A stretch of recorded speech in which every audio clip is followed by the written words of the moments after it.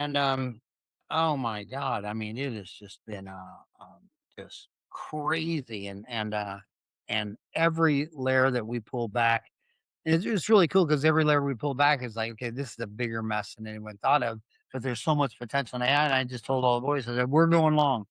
Yep. We're going long. We're not gonna try to put lipstick on a pig. We're gonna rewrite this thing from Build the it. AI ground up. And then we had another exogenous event. I had nothing to do with ChatGPT, and my son Ryan.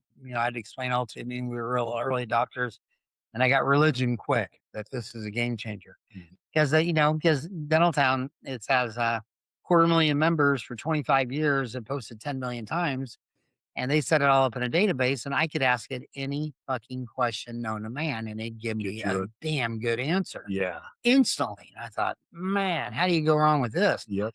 And the dream is like, my dream is like, when I got my MBA, I've been saying the whole time that, dentistry is like schizophrenia. I mean, you got half your data in QuickBooks Pro and the other half in Dentrix, Eaglesoft, Open Dental, and Mhm. they don't talk to each other. No. And the consultants go in there, and there's no way they can analyze your practice. So they give you a canned presentation. I don't care who you are, you get the same presentation as the guy in Utah, Florida, and Maine, because they know there's no way they'd have to get in there and start running all these reports, but it's not synced to time and money and your. But anyway, and then I realized this is all possible with AI. So I want it to Mhm. where like on ChatGPT. So Dental Town's going to turn into like on ChatGPT. I'll say, how many dentists are in the United States? There are roughly 200,000 practicing dentists in the United States, give or take. Yeah, wait till Dental Town gets into QuickBooks Pro and Open Dental, and you say, why is my overhead high? Yeah, we were just talking about this, Oh, that I use a Claude a lot. yeah, yeah. I got the $200 a month, and I've run out of He uses it usage. out every month. Yeah. Well, And that's the second breakthrough. ChatGPT was the first, and then this Claude thing. yeah, Now, your code is automatic. right. And so hopefully, if I'm lucky enough to own an office, I want to use Open Dental because it's open. Because my current office we use Dentrix, but it's closed. Dude, you can write your practice management software from scratch. These SAS stocks have taken a $300 billion haircut because all these firms that are analyzing your legal contracts, and it's all automated. Right. I mean, look at the 300 billion. They're calling it the SaaS apocalypse. The SaaS apocalypse, software as accounting service. Mhm. And I mean, Claude just came out of that legal deal, and all these legal firms are saying, "Well, yeah, that was a big part of our business, analyzing these contracts." And now, when we It's get the better. contract, we analyze it on Claude because our paralegal can do it in 2 minutes on Claude, and Yep. now your paralegal's doing it. But man, on that, and plus on the on just on Dental Town, all that Open Dental and Dentrix and EagleSoft software, it's all you can find it all out on those GitHubs, and it's all moving through wires and well, Open Dental's open. They'll give you a copy of their code. Well, you could take that the problem with Open Dental and Dentrix and EagleSoft is that when I go to the Marriott and I check in, she's going to ask me 9 questions, not eight, not 11, not 13. When I turn in a $80,000 car, Hertz rental car, the guy gets in there and he wants mileage, he wants a couple things. And then you go to dental and she opens up Dentrix and it's got 40,000 fucking buttons and Mhm. she don't even know what she's doing and she doesn't ask the right thing. And then I ask you what's you just dismissed the patient for a clean exam and x-ray. Did you net $7.18 after taxes or did you lose 28 bucks? You have no fucking idea. Yeah. And then you're telling me you think you're going to add another hygienist. I'm like, based on what, a Ouija board? I mean, what are you measuring this stuff on? And it's all too much, and you could rewrite that fucking shit from the ground up on Claude. What are you trying to do? It's just like on but anyway, it's gonna change everything. I'm curious. So I've listened back to every 100th episode of Dental Town leading up to this. And one of the things I've learned is that no one agrees. So if you're trying to build an AI for Dental Town and ask a question, occlusion, favorite subject, you got this guy saying this, another guy saying this. They ask an occlusion question because you've got so many different responses on Dental Town. How is it going to appropriately answer that? Yeah, you're gonna have to find out what PubMed says. And when I look at the data on dentists, all the surveys on for my advertisers, and there's external reports that do it. Dentaltown um, website magazine, they only compete with the ADA website and PubMed, and they're going there looking for research. So I think it's pretty cool that our homies spend more time on PubMed than they do on social media. I mean that speaks volumes of it. That does. I mean they're reading paper. They're doctors. Educating themselves. Yeah, and so it's um, but it's gonna be it's gonna be like that Claude code. So when I hired these dozen programmers, I told them that well, Sam Altman, the guy of Open AI, is saying that it's gonna write code someday, and they giggled, they laughed, they thought, yeah, right. A year later, out of the 12 programmers, about half of them were having Claude or ChatGPT rough out the code, and they would edit it. The other half didn't like do it; they just write it right as guts and all that other stuff. Well, now Claude's writing all the fucking code, and it's doing the documentation, and it's doing the testing software. Even though I don't like their testing software because if the guy writing the test is grading the test, I like a black box. I like a third person verifier that looks at all your assumptions, what you're trying to do, because the user interface is the best. But like I remember a year ago, when they started making images, first 10 images, I couldn't even get them to spell dentist right. Yeah, that's 7 And now it's but like right now, you can't drop a YouTube link into Gemini, who owns YouTube, and says convert this to text. And Gemini says I can't. And I'm like, well, you're fucking Google. Yeah. You're trained with Alphabet. You own fucking YouTube, and everybody says you trained your LLL models on it. So how can you not convert it to text? And then just gives you some bullshit answer, but it will. It just means It will, just the user interface. It Isn't can, there. but this game. How old are you? 29. Oh my god, and you? 30. Oh my god, you guys are babies. This will define your entire generation. Like when I got out of dental school, there was no cell phone, there was no laptop, there was no internet.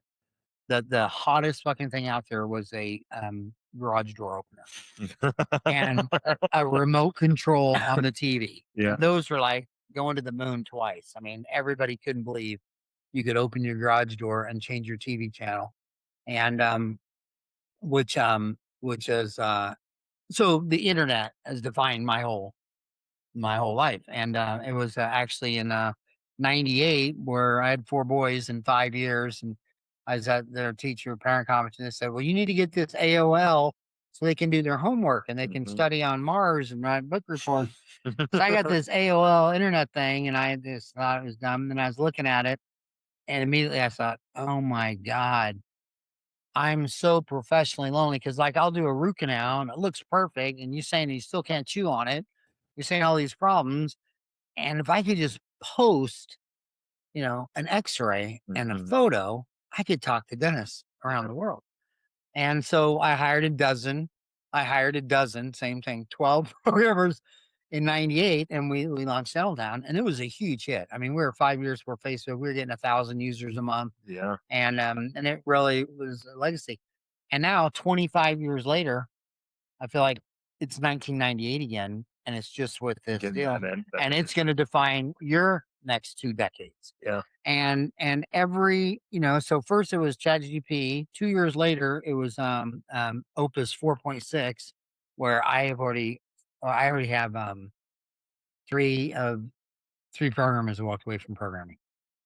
Because there's no money in it now. No, they're just busy architecting, deciding what they're okay. going to do. But as far as writing the task of banging out all the code, and that they'll come in here and, like right now, they're all in there eating pizza and they're all laughing because their computer screens are just going, Doing the work. going. Yeah.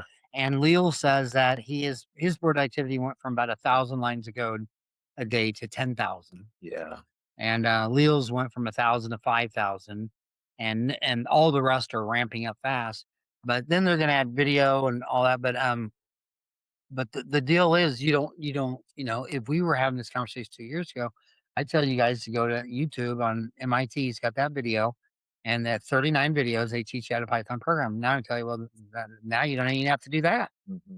And, but hey, we should start the podcast. It's funny. All of our podcasts are just like this. Yeah, We'll have people. When they're like, Well, should "When we does just say it start?" started, or when should we go formal this? Or We're good with that. Yeah, either way, we like so it's keep pronounced cash. shit tans, Shit tan, shit toms, whatever comes out. shitons, I've been called shit pants in front of 10,000 fans in college. shiton, shittons, Shit tons is what I say, Shitons? but yeah, whatever's come out, I've accepted. Tony Shiton. So Tony's is Italian. What's shitons? Shit tons is German, so I You're didn't an know what it Italian meant. German. I'm an Italian German, and I had a pros faculty. I'm doing like my last crown to graduate dental school. He's like, Tony, come here. Hey, what's your last name mean? I'm like, I don't know, man. What's it mean? And I knew Schick was sharp, like the men's razor. So I'm like, it means sharp something. And he's like, yeah, what's tans? I had no idea. He goes, it's a dancer. So my joke now that because patients ask me all the time, is that somebody in my family was apparently a sharp dancer. Well, when my wife and I were training for our dance at our wedding, the dance instructor literally told us we were the two worst dancers she's ever worked with. And so my joke is that it's not me or her, but we are the shift hands now. Yeah. Well, hey, it's a huge, huge honor today to be podcast interviewing Tony Shitons and Alex Besmer. Yep. And you're from Tempe, Arizona. Grew up in Colorado, been living in Tempe the last 3 or 4 years. Got a practice down I associated a practice down the road from here. So it was, in fact, the guy I work with, he's a 78-year-old dentist, and he knows you, Fred Wood. Absolutely. Okay, yeah, he said that to bounce his name and see if you remembered him. But, Yeah. long-standing Tempe dentist, and loving the area. And you're from Florida? Palm Beach Gardens, Florida. Yeah. Where in Florida? Palm Beach Gardens, Florida. Palm Beach Garden. North of Fort Lauderdale. Okay. All right. Right on. And so thanks for coming on the show today. And it's always great when an old grandpa is 63 with 8 grandkids gets to talk to their replacements. You know, the only thing I'm looking forward to in life is a dirt nap. And you guys are just starting your career. And we were talking before the show that my generation was really defined by the internet. Mm-hmm. I mean, I got out of school in '87. No one was talking computers. No one had a laptop. No one had a cell phone. No one had any of this shit. Mm-hmm. And we thought we were lucky, you know, that we got out of school before it all went computerized. And then the internet came out, and the rest was history. And now AI is coming. I mean, I remember at Creighton in 1980, my first class in physics. They were talking about AI from 1950, but it was just all a concept. The idea. And it's kind of like when when Jeff Bezos started Amazon, he started with books because he knew the pipes would have to get so much bigger for an image, Mm-hmm. and then even bigger for a video. So the first thing he could sell through that pipe was books, but he named it Amazon because he knew it wasn't books.com. Yeah. And it's the same thing with AI. I mean, my gosh, I got religion in September 2023 with ChatGPT. And then 2 years later, Claude comes out with Opus 4.6. And in one blink, my friends that are studying to become programmers at ASU are changing their degree. Mm-hmm. I mean, they're not going to graduate and get $100,000 a year job in programming Python because it's already automated. Mm-hmm. And so it's really going to change everything. So tell the my homies. I'm glad I got you on the show because here's the deal. When I retired at 60, I sold my dental office. I stopped doing Dentistry Uncensored. I just retired. Mm-hmm. And the only reason I came back in on the show is because all the emails and direct messages I get and personal messages I get out there, it's like there's two groups of dentists. There's all the old guys who apparently we got out when it was easy money and everything was good. It was the golden days and we all made bank and everything. And now they're coming out of school with $500,000 student loans, DSOs coast to coast. They're mad at the ADA. They're mad at Delta Dental. They're mad at, I assume they're mad at their mom. I mean, I think they're mad at if you can get within striking distance of them. So I want to aim this podcast at these kids. Mm-hmm. So why are you guys smiling and upbeat when you should be depressed and wishing you were a plumber right now? This is all a facade. We actually are depressed. We're not minors. I still believe there is a beauty in mom and pop shop and private practice dentistry. I love corporations. I shop at Walmart and Sam's. Like, corporations have a place, and it is because of corporations that hopefully we are both associates, but we hope to own at some point. Mm-hmm. It is that those DSOs will increase the distance and value in private practice. Because the way with insurance, everyone's like, oh, people, they don't pay you anything. But someone's got to take those people. People need dental care, right? So we only have two hands. We are limited by our physical capabilities. So someone's got to treat those people.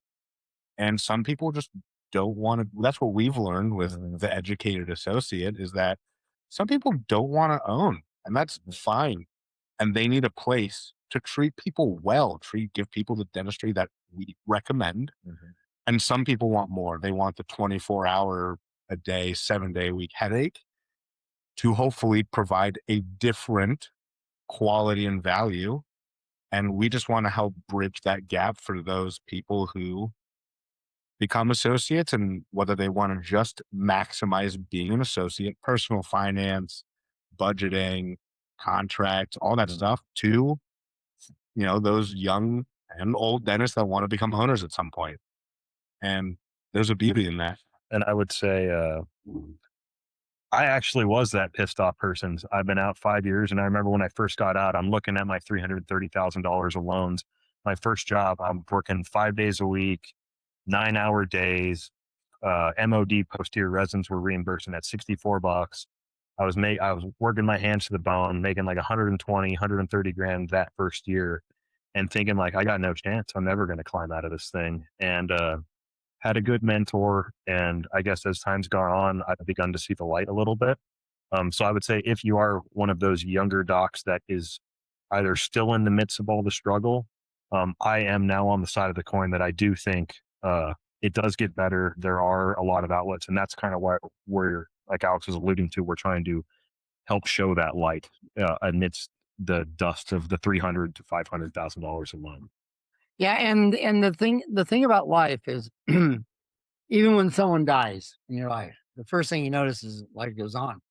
I mean, your dad can die and the earth can blink. You feel like the whole world stopped. I did for 6 months. I could hardly breathe. And you realize the world just goes on, and it moves fast. And dentistry changed so much in the 40 years I've been in there. From sure, we just meet in the middle, then we have to change that thing? Or you can change all you I want. don't even want to think about that. You don't know anything about that? Yeah. I know. Well, we should put on you, because I actually have a face for radio, and you guys have a face for YouTube. So I think we should just I'll do audio and you do video. But the thing is, it just changes so fast. And I remember when I got out of school in '87, the big boogeyman was DSOs, and not DSOs, HMOs, and it was kind of another insurance play. I mean, you understand your competitors. I mean, a lamb understands a lion, and no one's confused. The lamb knows the lion knows the lamb, and the lion can have a PR campaign, but he's still the lion. And the insurance companies are saying, well, we give you 20, the premium is $20 a month per person. But we think you're trying to do crowns to MOD. So what we want to do is we just want to give you the money, and then you'll do the right thing. And the less dentistry you do, the more money you make. And so, okay. And then when it got to the transfer of the payment, the $20 went to $8. It's like, oh, where did the other 12 go? And they're like, never mind. We're talking about the concept where, we're moving the wrist from year to year. And I was like, Don't look over here. yeah, I understand the wrist transfer, but the money, where'd the $12 go? Yeah. Is it $20 a month? It was a genius idea, but it's kind of like communism. It's never been tried ever, all for one for all and all that. But what would happen if you gave dentists the $20? How would it change your diagnosis? You're going to get the $20 each month per person, whether you do 9 fillings or none or 1 crown, but we'll never know, because the insurance. And then that's what's funny about these AI deals, where they're coming out and they're saying, well, you tired of the insurance claims and your insurance, and this will, check your benefits and the claims on. Dude, it's the insurance company. They don't want to pay. If they wanted to pay their claims on time, they could have done it 30 years ago. They take money really good and fast from small groups of employers. So, it's a lot easier to get one guy that has 1,000 workers to get dental insurance than it is to sell 1,000 people, individuals. Yep. And it's not insurance; it's a defined benefit plan. And then insurance companies like to float that money and invest it. Warren Buffett, Geico, I mean, that's all they do. And then they pay the claims the slowest. So I don't give a shit. I don't care if your AI scratches your ass and ties your shoes. The insurance company is still the insurance company. And basically all it is a volume discount. So you could go out and get 100 patients that come in to see you, and you'd have to advertise for each one of those. And what would that cost you? $100 a head, 150 a head, 200 a head. How much does it cost you to get a butt in your chair? And then if the insurance comes along and says, well, we'll give you 100 patients, and then you subtract, well, I'm paying $100 a head to get a new patient. I mean, it's a volume discount. It's all it is. And they're not your friend, and they don't want to be your friend, and that's your place. DSOs. I think DSOs is an extremely weird branding situation because everybody associates DSO with like the three biggest boys, like Heartland with 1,800, Pacific Dental, Aspen, and there's like 2,800 DSOs, and they're all between like 4 and 9 locations. And then there's like 50 that start the trail of, oh, we got 50, we got 100, we got 500, we got 1,800.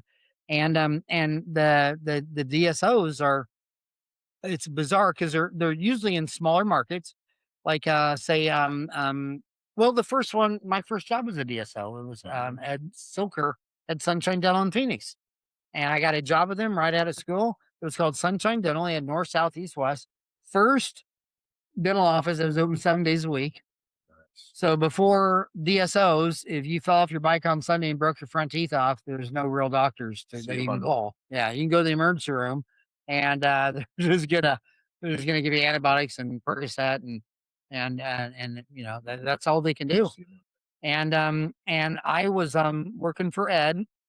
He's open 10 to 10, 7 days a week. So I took a job with him 10 to 10, 7 days a week while they were building my dental office right up the street from here. It took 4 months for them to do the office because when I did the bid, I didn't understand the clause for you're not done on this day $1,000 a day.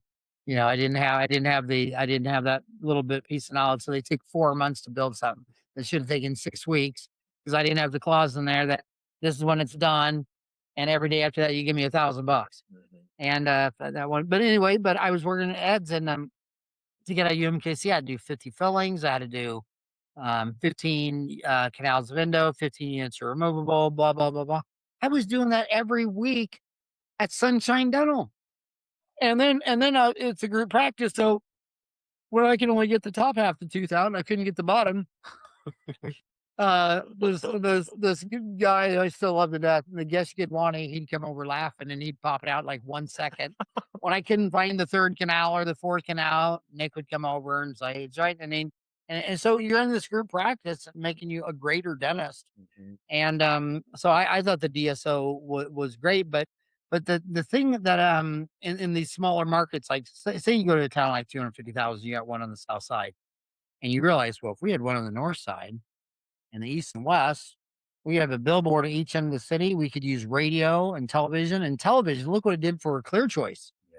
I mean, Clear Choice came into town with these 30-minute commercials. And at first, all the oral surgeons were like, oh, DSO, bad, bad, bad. And I'm like, really? Why is it bad? They're on TV all day long. And then everybody's patients started coming in saying, well, can you do an all-on-4? Can you do this? And they're all turning like, the rising tide lifted all ships. So they do that. And most of your DSOs, like say, we start counting them 4 because third is the graveyard. So the late Greg Stanley used to always say that, a really hyper dentist like you're young yourself, you say, oh, I got the muscles to do too. I'm going to open up a second one. And they think, oh, I'm going to scale this way. I'm going to open up a third. But you have the muscle for 2. You don't have the muscle there. You don't have the systems. That's where they all die and have to backtrack and so on. But if you make it to 4, you cross the chasm and you're on your way because you have more systems than you do people. That's what a business is.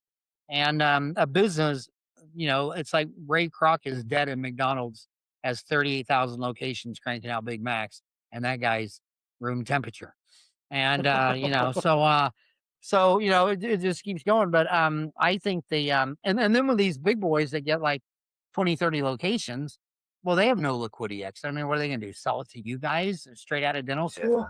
So they can only Rick Workman can write a check for one of these things, and he'll fly in his own jet, pay a check, and he's just awesome. So it's just the competitive landscape, and I think Rick's a great guy, and he's a great person. He's a great man, husband, father.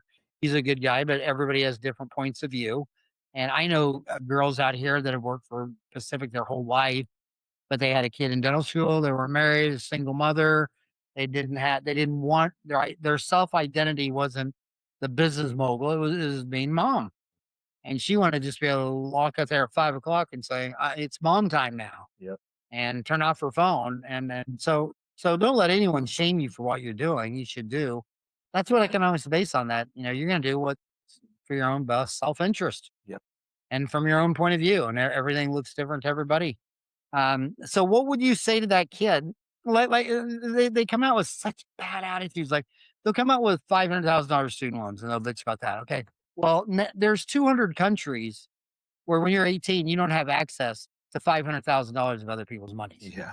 I mean, I'm pretty goddamn sure that only 20 countries you have access to other people's money like that. So, I mean, think of all the people in Africa, Asia, and South America that wish they could go borrow $500,000 of other people's money. So that the next 8 years of their life, they could be on this dental journey. What a luxury life that is. And then you go to these two dental schools and drive through the car lots. I mean, my God. I mean, you see Teslas and Toyota Tundras, and it's like, is there a car in that lot that costs less than 80 grand? Would you point it out to me? And then on their spring breaks, they go on cruises, just all that shit never happened in our generation to anyone. And then they come out of school. And when I come out of school, if you're a quarter of the dentists had a dentist in the family, they could get a family job. Everyone else, you're stuck with Army, Navy, Air Force, Marines, Indian Public Health. These guys can go to a DSO and get a job in any major city, 3 job offers in one day. So there's that. And you're right. Dentistry, we sell the invisible. I mean, corporations are good. They bring us all these great things, but I don't care about your corporation. You're going to touch me, lean me back, give me a shot, drill on my tooth. Who are you? I need to know who you are. I need to trust you. And I think in selling the invisible, it's like when you go to a hotel room, there's a little cup over the little paper deal over the lid because you didn't get to see him wash the cup. And and they turn down the sheet and put a mint chocolate there. They're showing you love. And when you order room service, they put a little bit of parsley and a little orange sliver. Because you never met this show, and he's trying to tell you that he's gay. He's like, "Hey, we're gay down here. If you like that little parsley and onion," when they would come in, right there, they come in from all these DSOs. They said, "Well, I went in there, and this guy said I had 4 cavities, and he did 2, and I went back to do the other 2, and he's no longer there." Yeah. And then this other bozo from Florida walks in, and he says that whoever did the 2 fillings over here messed up, and these need to be redone. And I don't have 2 cavities over here. I have 1. So it's like, so then he did this 1, and then I was coming back to do these 2, and now he's not there. Yep. And it's like, to me, it's like, I wanted to practice. I wanted to have all the DSOs all surround me, because if you can't stop the employee turnover, you are dead. Yeah. I mean, you're just dead. And Rick actually has the slowest employee turnover of all the big ones because he's trying to get in the dentist's head. Like, what is your goal? And you say, well, I'd learn how to place implants. He puts you on and place an implant routine. Say you want to get your FHD. I got that routine. You say you want to do Invisalign, whatever. He knows the value. He's got to keep you there. And so I think I think at the end of the day, a dentist is an individual, and dentistry starts when a patient comes up to you, gives you a coin, and says, "My tooth hurts," and that's where dentistry started. Dental barbers. You know that barber, the red. You know what that red spiral thing is? No clue. Because when they wash their bloody rags, they hang them up to dry, and they'd spin in the wind. And whenever you saw the spinning bloody rags, you knew that's where the barber dentist was. And it was Pierre Fauchard that said, "Let's knock off the boots and the haircuts, the shavings," and he was the father of modern dentistry. And then I was in St. Joe, Missouri, and watching a 92-year-old dentist practice with his 60-year-old son and his 30-year-old grandson. They're all 3 dentists, And I said, what was the greatest thing that ever happened to dentistry? 92 years old. He said, it was the Great Depression. And I said, how's that? He goes, well, before the Great Depression, we were all outside. No one could afford real estate. So we all sat outside and brutal winters and all that. But after the Depression, everything was boarded up, everything went bankrupt, and the rents fell so low, we finally could move inside. And when we moved inside, we started the St. Joe, Missouri dental site, and we all vowed no more boots, no more haircuts. We were inside. We're going to be a real doctor like this Pierre Fichard, GD Black guy. And I thought he was going to say the high speed. And so look how much dentistry's changed from bloody rags to moving indoor just 100 years ago, 1929, moving indoor. And right now, yeah, a lot of moving parts, DSOs, AI. I think, but I think at the end of the day, this patient is going to want to know who the hell is touching them. Who the hell is giving, physicians, 90% of physicians, they don't touch you. They're never going to cut on you. They're never going to. Lawyers, only 1 out of 100 lawyers are going to try a case in front of a jury. 99% are sitting behind a desk pushing paper, and they're going to get eaten by AI. But right now, I think that AI is going to be the great democratizer. They're going to want a personal relationship, and AI is going to be able to automate 99% of the back end. Like we were talking earlier, you were talking about what practice management software you would write. Well, with Opus 4.6, write your own.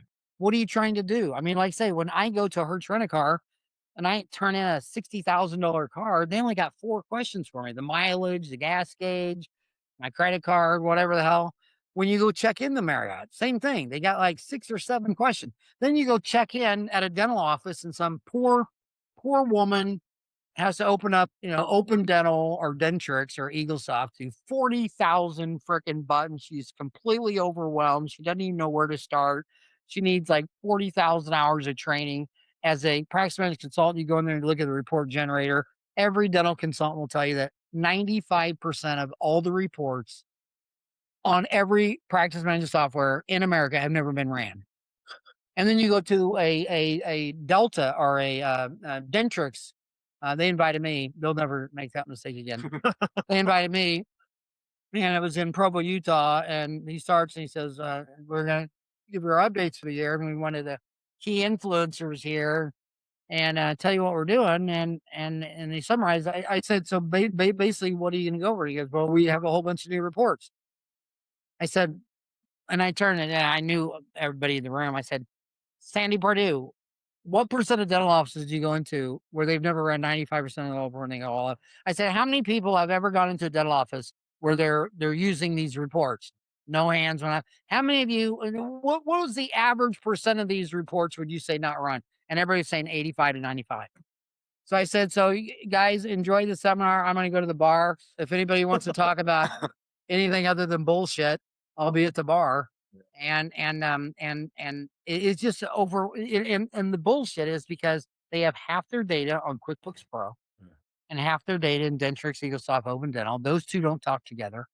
So at the very base, you're dealing with a multipolar, schizophrenic, bipolar machine, and the dentist has no. He can talk to you and me, but he doesn't know how to run reports. And then MBA school at ASU was telling me, well, you could dump all this QuickBooks Pro into Excel, and then you could dump this Open Dental into Excel, and then you could merge the Excel spreadsheets. I said, you want me to teach that to 200,000 dentists? Yes. Are you out of your freaking mind? So what I would start with is I would start with Hertz Rent a Car. I would start with Claude 4.6 and just say, what are you trying to do? I'm trying to build the okay. Well, AI will do a search. How do you build this to insurance? AI will do all your search, and then Opus 4.6 will build it. Just start building the functions because I need to know your name, changes in health, whatever, and just make the whole thing digital. Yep. And make the whole thing so that anybody can do it in the office. And I think AI is going to change the back end. And where I push back on how AI is going to change is that I think the most easiest things to compress are real mathematical, quantitative things like math and physics and chemistry, accounting. I hired one of my 2 of my AI programmers, full stack software engineers, or you want to call them, had accounting degrees. And accounting is a perfect compressible thing. So is math, algebra. But two humans talking, you think I'm going to call your phone and talk to a robot? It's funny. I'm curious. If you remember high school and college, your parents or advisors, what did they say would be the most important skill to get into dentistry medicine? Oh, it's STEM, right? Mhm. All these you got to know biology, you got to look up. Sciences. Never was it writing or philosophy, or we laughed at those subjects. We're like, oh, they're never going to get jobs. But Yeah. what is writing? What is English class? What is reading? It is communication. Now, what you're talking about and what we're seeing, I sent Tony something. There are two companies I found recently, Lupin Dental and Perceptive. They're building robots to do restorative dental, not implants, veneers, all that fun stuff. So you program it, they've got trackers. Yeah, they're these huge robots, and I'm sure there's going to be an adoption curve of all that. But at the end of the day, they want to walk in, like you said, they want to talk to Nancy at the front. They want to meet Dr. Shiktons and communicate. And what do you need to do that? You need to be a good writer. You need to read well. That's where I think there's going to be more importance. Whether robots do or don't take our job, we might still be doing the dentistry in the end. But like you're saying, all this other accounting, math, science that's going to be essentially outsourced to AI, people, you've been talking about this for 20 years, 50 years, however old you are. They teach you in dental school to drill the biology. They don't teach you how to communicate. They don't teach you how to talk to your staff, leadership. Everyone's like, oh, how do we teach dental business? How do we learn? You just do it, you know? And I think that's what we've seen from you and kind of all the most successful entrepreneurs, dentists. They're not, yeah, they can be great clinicians, but there are probably more great clinicians who you don't hear about because they can't teach it, they can't explain it, they can't capture an audience. You know, I don't know how good of a dentist you are, Dr. Farran, but damn, you're a damn good as hell communicator and you can capture an audience and you can teach people these skills or get a lot of people in a room to listen. And that, whether it's the dental office or the study group or Rick Workman, the, head CEO of a huge DSO, you need those skills. And it's funny that, in our generation, you didn't even have that AI or computer. So, I mean, you guys were probably more outside in your youth, This is where I was going to go. Go ahead. This was like, and I feel like it's going to be throwing a little shade at our generation, but yeah, the computers and social media. And so like, I'm afraid to call people on the phone. Like if we're like, I don't want to call people on the phone. I would text you, hey, are we still meeting today? Where like the guy I work with, he's 80 years old. He would never text anybody. He just calls you. And so to have that sort of communication that was your life. So it's easy. It's normal. And I think I'm not a COVID baby, but I can't even imagine what it's going to be like as I watch my nieces and nephews who are like scared to death of being at high school because they have to talk to people and that person is here. It's not like this. So I don't know. I was going to like my brief answer to your question would have been that I think our generation isn't as good at communicating with people directly face to face, which I don't know if that's an empathy issue. We just didn't get as many reps, or if it was the internet that kind of just positioned us this way. But that was what I was going to say. Well, the way to frame it is, who's your favorite movie star? Oh, geez, the guy that did the little God, Sylvester Stallone. Yeah, and that's a tough example, but it's just because I only think of him playing Rocky. That's what I was thinking of, is the Rocky movies, yeah. But take an actor, and yeah, and Tom Cruise. I mean, I think it's funny. Tom Cruise and Joel Osteen really show you a lot about success and why DSOs get so much shit. Is that Joel Osteen sells out a basketball stadium every Sunday for 20 years. Mhm. Okay, there's not a rock star in America that's done that. There's not a comedian. There's not a magic trick. There's not a preacher. No human in any genre can attract and fill out a basketball stadium in Houston every Sunday for 20 years. So which minister gets all the shit? Tom Cruise, Yeah. the only guy who's had a blockbuster top 10 movie every year for 25 years. They'll talk about Meryl Streep all day long and her like her 2 Oscars. It's like, has that bitch had a major top 10 blockbuster every year for 25 years? I'm pretty freaking sure. And what does she play? An alcoholic? Oh wow. Wow. How did you dive into that role? You know? And so Rick Workman, every time I talked to him, I said, well, dude, you got 1,800 offices and you're a billionaire. Okay. You're going to take a lot of arrows. Okay. Yeah. Yeah. Look at Tom Cruise. Look at Joel Osteen. I grew up Catholic. I went to mass every single day for my whole childhood. I learned more from 30 minutes with Joel Osteen than I did from all those priests. Most of them didn't even have a sermon, and it was in Latin. I'm sitting in a Latin. I'm 10 years old listening. I don't even know one word they're saying.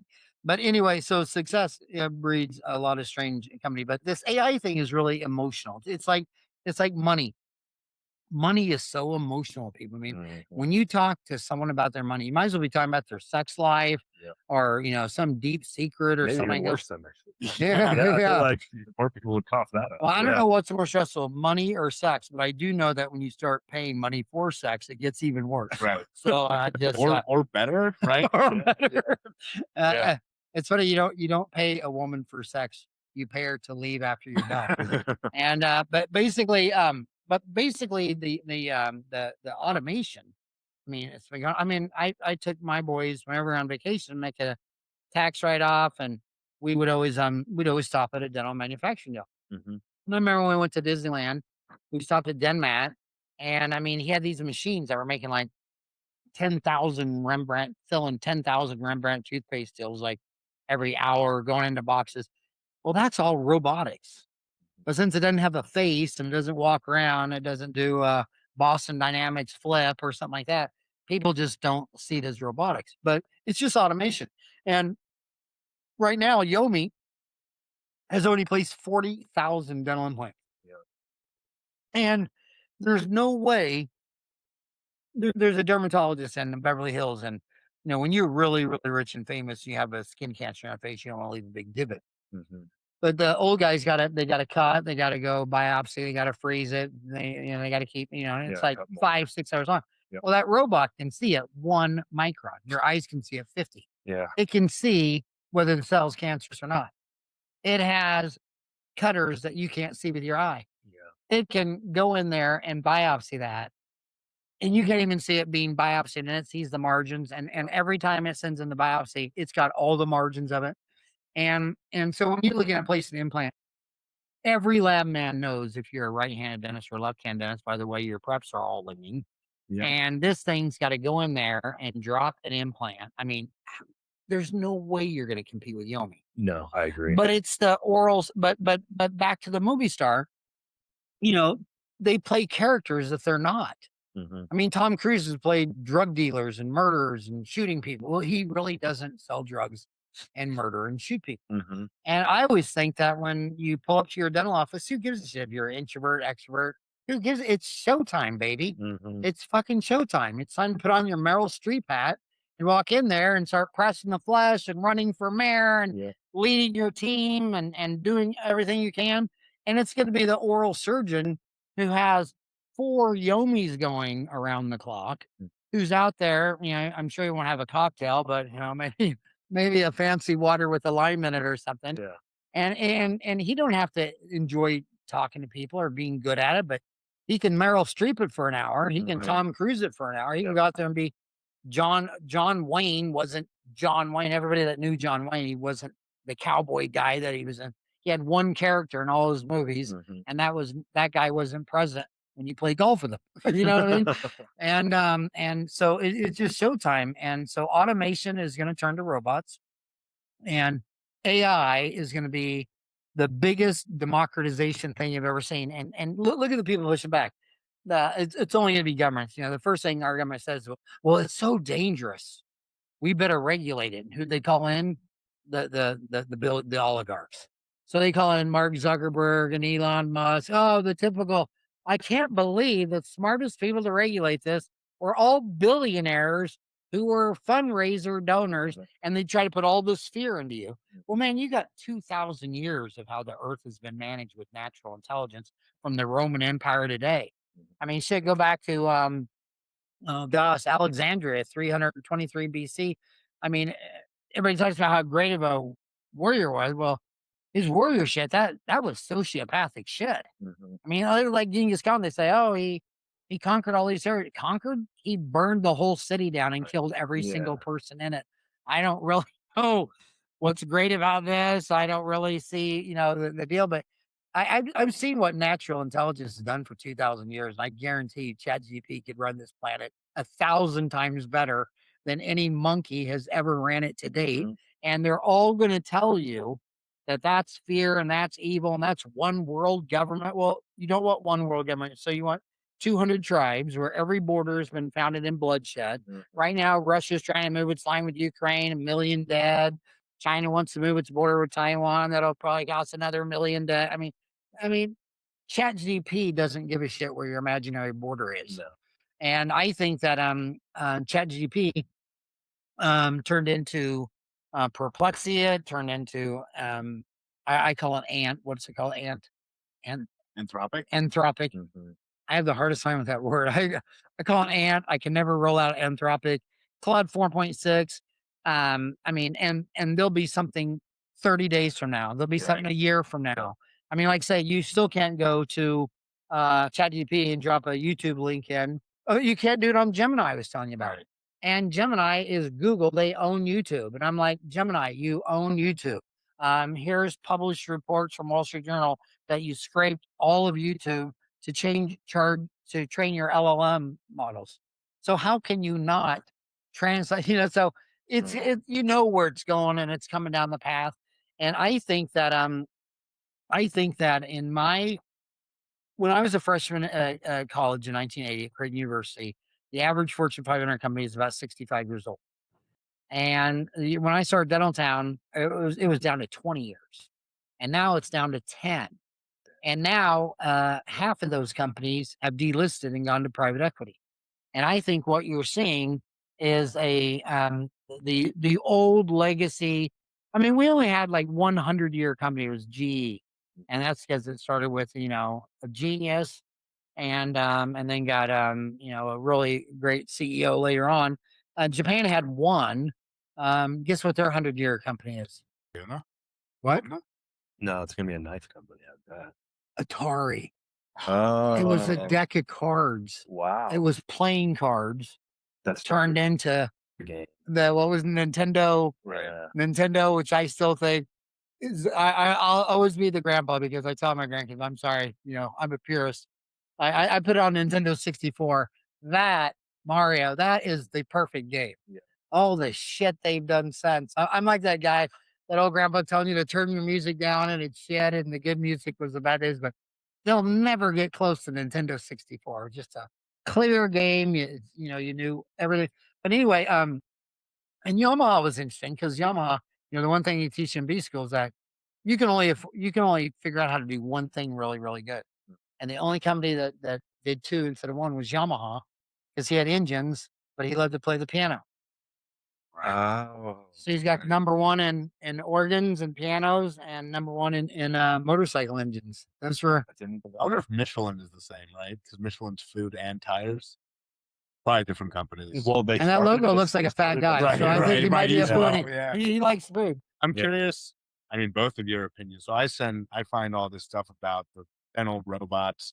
And my personal opinion is, hell yeah, that robot can do a crown prep better than I ever will be replacing an implant. Yeah. Why am I do I want my patients to have the best? That's great. Don't I want to do less work, provide better care, and obviously be compensated for it? What is it with dentists and their egos and being like, so again, if I'm lucky enough to ever own an office, I don't want my name on the wall. I don't give a shit about my name. It's not about me. Why are we so protective of our two left hands that we all have? Because we think we're God's gift to this earth to do dentistry, when obviously a robot can do it better. The patient might have to get over, like, I mean, you know more dentists than we do. What is it about? Why do we have these huge egos and want to have our stamp on everything? And you also see egos in the people attracted to DSOs because they'll tell you in school, like I'll go to school and I'll say, so what's your goal? Because we got 2 dental schools down. You got AT still and Midwestern and Glendale. And I'll say, well, what's your goal? Like 5 years out. Tell me where you want to be 5 years out.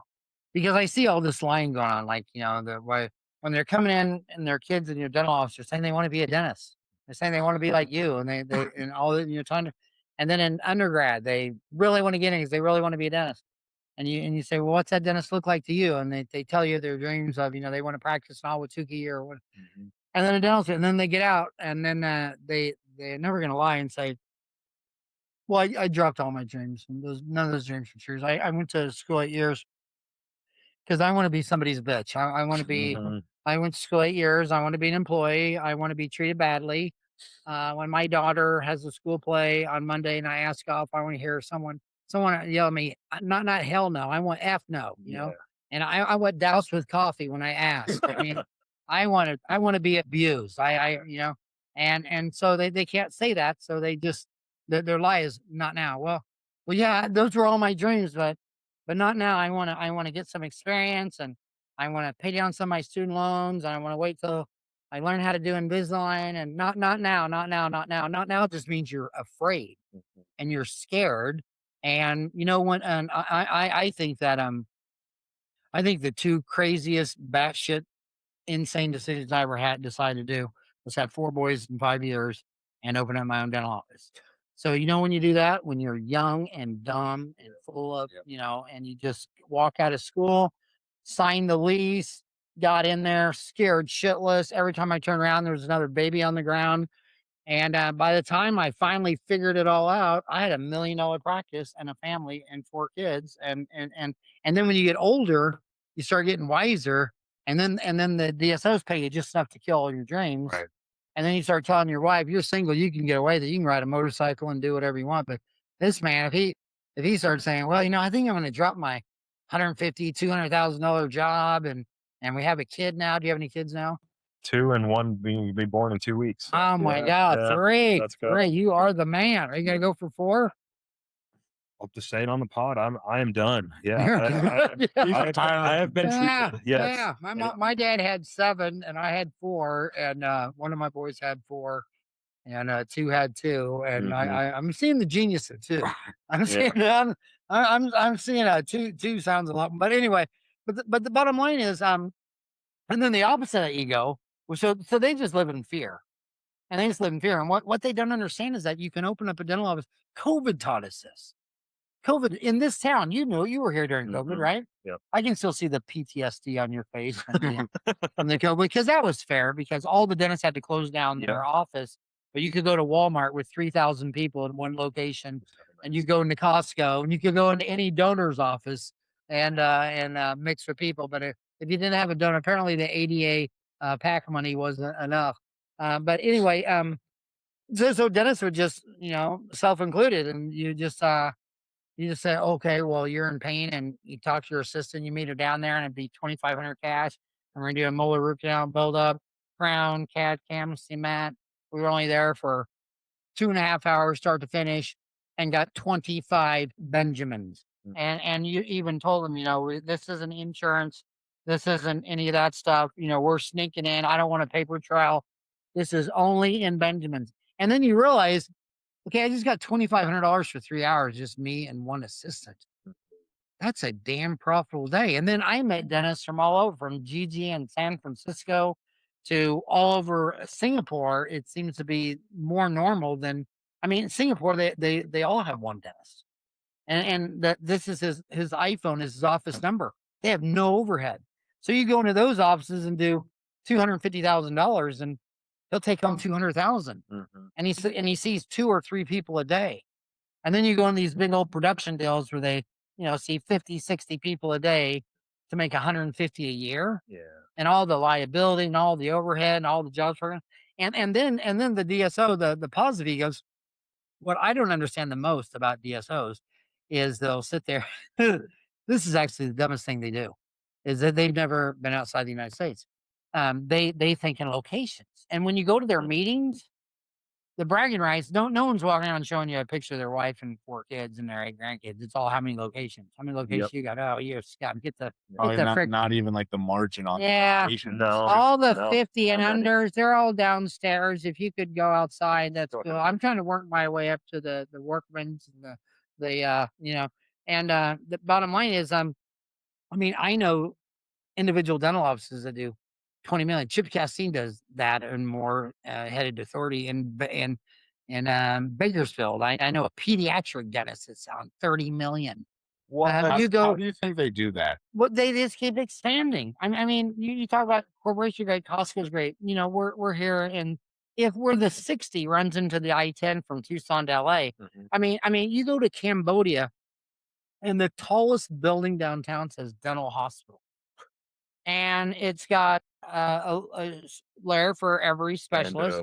And I podcasted the owner on the top, and he was even telling me he wish he would have bought a taller building, but it was the biggest building they had. No one needs an appointment.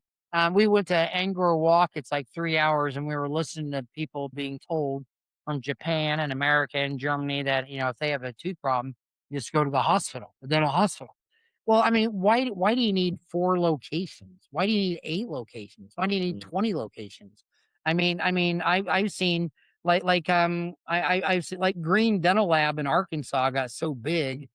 I think 1 out of every 4 dentists in Arkansas use Green Lab, and then Lords in Wisconsin, same thing. They just 1 location. They got so big. 1 in every 4 dentists in Wisconsin use Wow. Lords.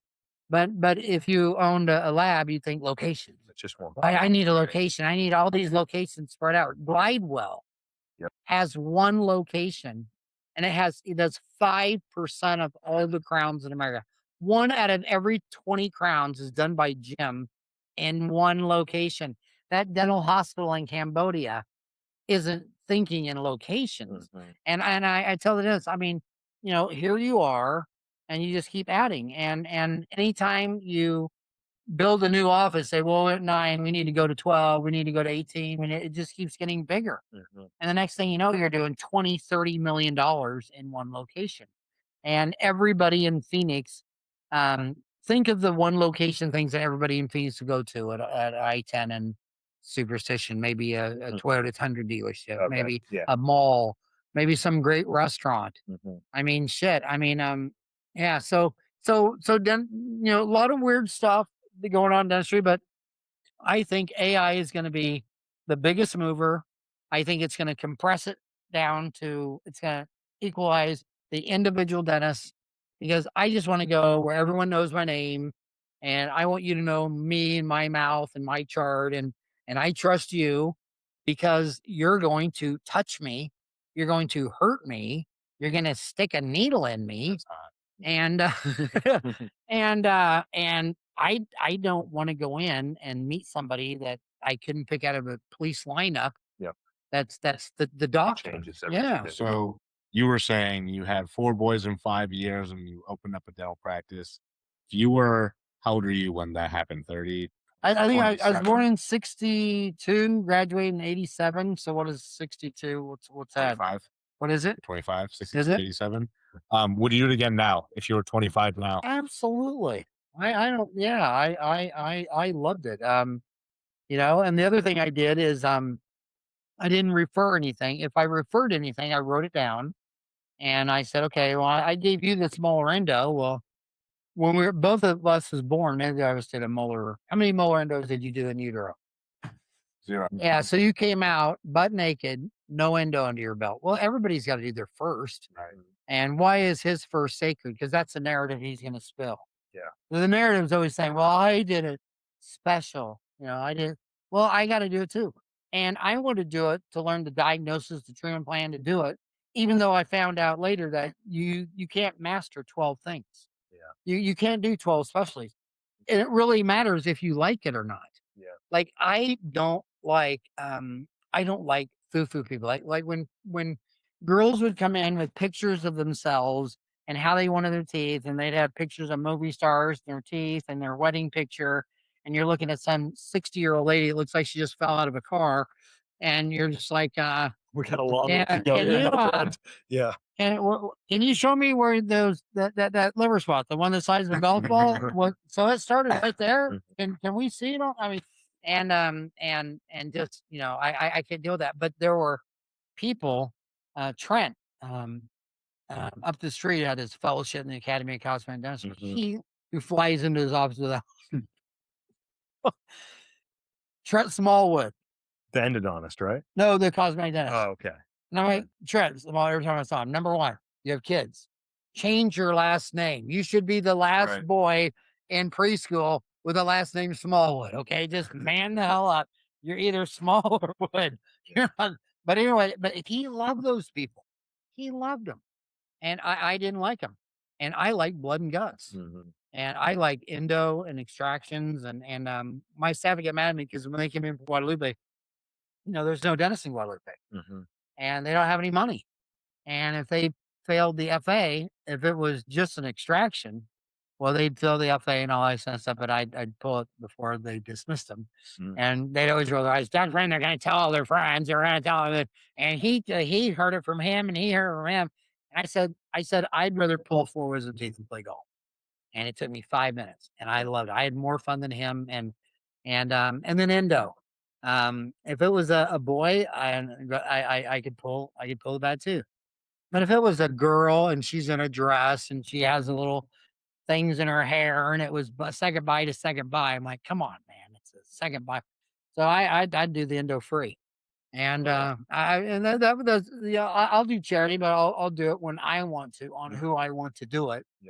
Because if you did charity in Awatuki, everybody that drove a Beamer would show up. Yes. And tell you their sob story about they're going through a divorce and whatever the hell.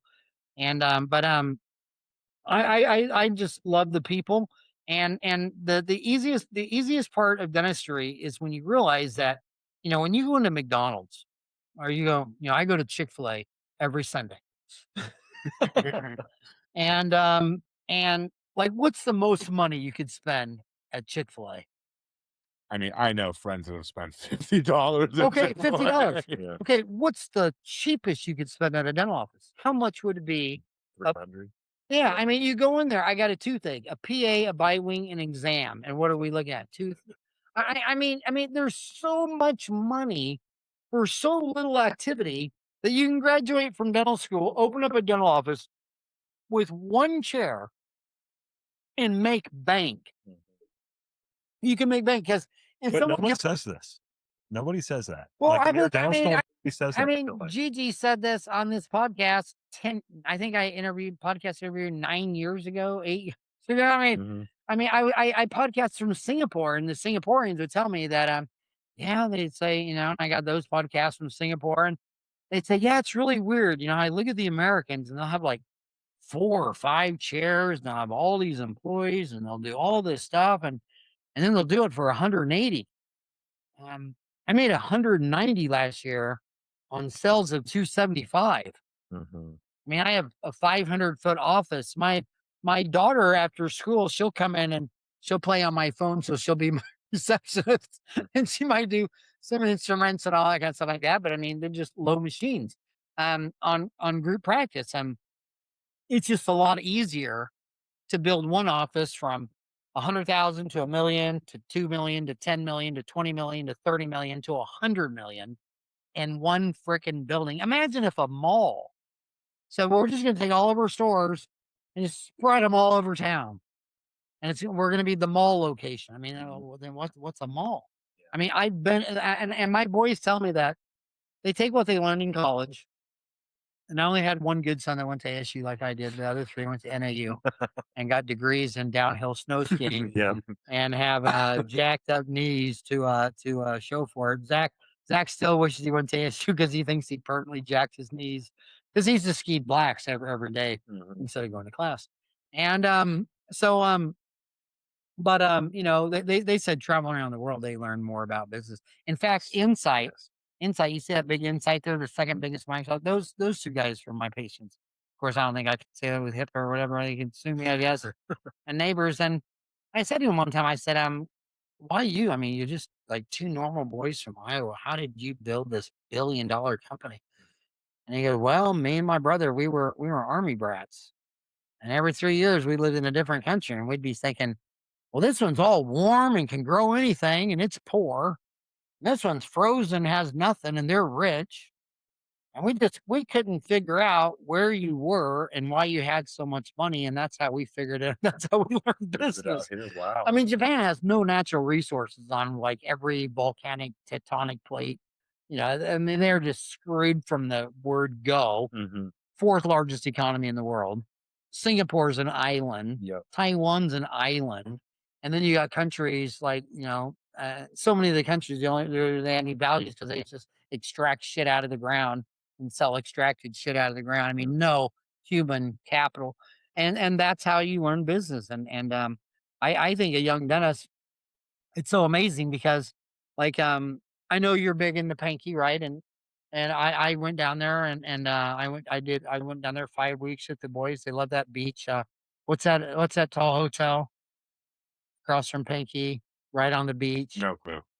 Soma or something like that. But anyway, they love that place. But hell, what percent of that could you learn online for free today? And podcasts. I mean, your podcast, your website. And by the way, what is your um the educated associate? I want you to walk through Yep. the educated associate website, but I think that you only need one location to get to the first 100 million. Okay, and if you don't believe me, just and I still think that business model would work right here in Phoenix. Yeah. I think if you went downtown Phoenix, but the key with those tall buildings, you don't want to build a new building, you want to buy an existing building. Mhm. But when you go to the hospital and they tell you they have odontogenic emergencies all day, every day in every hospital in America, people are going in there with a toothache. Mhm. They can remove a brain aneurysm, they can do a bypass, they can fix you coming out mangled out of a helicopter. Oh, but your molar's broken in half. Yeah. What are we gonna do? Here's some perks. I mean, here's some Percocet and Vicodin and some antibiotics. But yeah, I think the 50 largest cities in downtown, I mean, you don't need an appointment for an emergency. So we set that in my office and I just told them day one, like if you have an emergency, you don't call the research when you go to the hospital with emergency, do you call the waiting room or do you just show up? Yeah. No. Yeah, and I told everyone, and my staff would always say, "Well, can you just tell them to call and tell them on their way?" And I said, "No, because what they'll do is we have an emergency room, and no one's ever scheduled the emergency room. And when you walk in the emergency, my girls up front know that we have an emergency room, Mhm. and they can walk you right back there. And they know that everyone's cross trained, and they can take the PA and the bike with, and everyone's cross trained. And the minute I tell you that no one's scheduled there, or some guy's gonna be there too, you'll put someone else in there. Yeah. And once you're scheduling people in the emergency room, well, it's not an emergency room anymore. It means you need more rooms. Yep. And a hygienist, look at the only publicly traded DSOs in the world. Because our DSOs aren't showing you the math.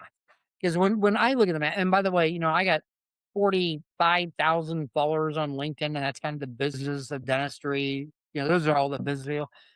I've seen more Excel spreadsheets on DSO deals and whatever. And this is what a DSO deal looks like to me. Well, we're doing 1 million and we borrowed 10 million, bought 10 offices for 1 million. And now we do 10 million. Okay, you do 10 million revenue, but you have 10 million debt. Yeah. Well, no, wait. Then we borrowed 10 more million and we bought 10 more million. And now we're at 20 million. What's your debt? 20 million. Yeah. And then we buy, and it's just like, so you're just buying a revenue stream. Yep. And you're just rolling it up. You don't seem to be figuring out. And that's the difference between a roll up and a roll out. A roll out is when McDonald's spends 20 years on their first 12 stores and then rolls out 30,000 identical deals. Aspen is close to a rollout. Mm. They got one building, one look, one brand. But when you see a guy and he goes and gets a line of credit for $10 million and buys 10 dental offices, so those guys are in the graveyard faster. I mean, I can give you the names of so many of these guys. They either get really lucky and Nick and Rick Workman buys them out for 30 cents on the dollar, or they just go under because they bought 10 offices. These are on Dentrix, these are on Inglesoft, these are on Open Dental, different systems. You're a Panky guy. You like to take those dentures back to the lathe like I did. I went through Panky, but I'd have the perfect denture occlusion. And then finally, sore spells, I'd probably give it, I just walk it back to the lab and go, go put in that 0-degree occlusion. And I go, my God, that's perfect. It'll work. And so wherever you're at in your journey, wherever you're at, I mean, there's no, these are 2 all-beef special cheese, anything else that's C1. These are fries or Idaho potatoes. Each, what is your concept? What is your franchise? And when I look at the dental offices who spent 10 years in location 1 before they went to location 2, that's a really high chance of success. If they, hire slow, fire fast. You get your team, you get the core values, you get the believers so that you can die and your team knows what you do, like at McDonald's, something like that. And then you get your prototype. And then I look at the only 2 publicly traded ones, and one 300 dentist, S&G, Singapore. There's 3 of them, and I podcasted all those guys. None of them have a hygiene department.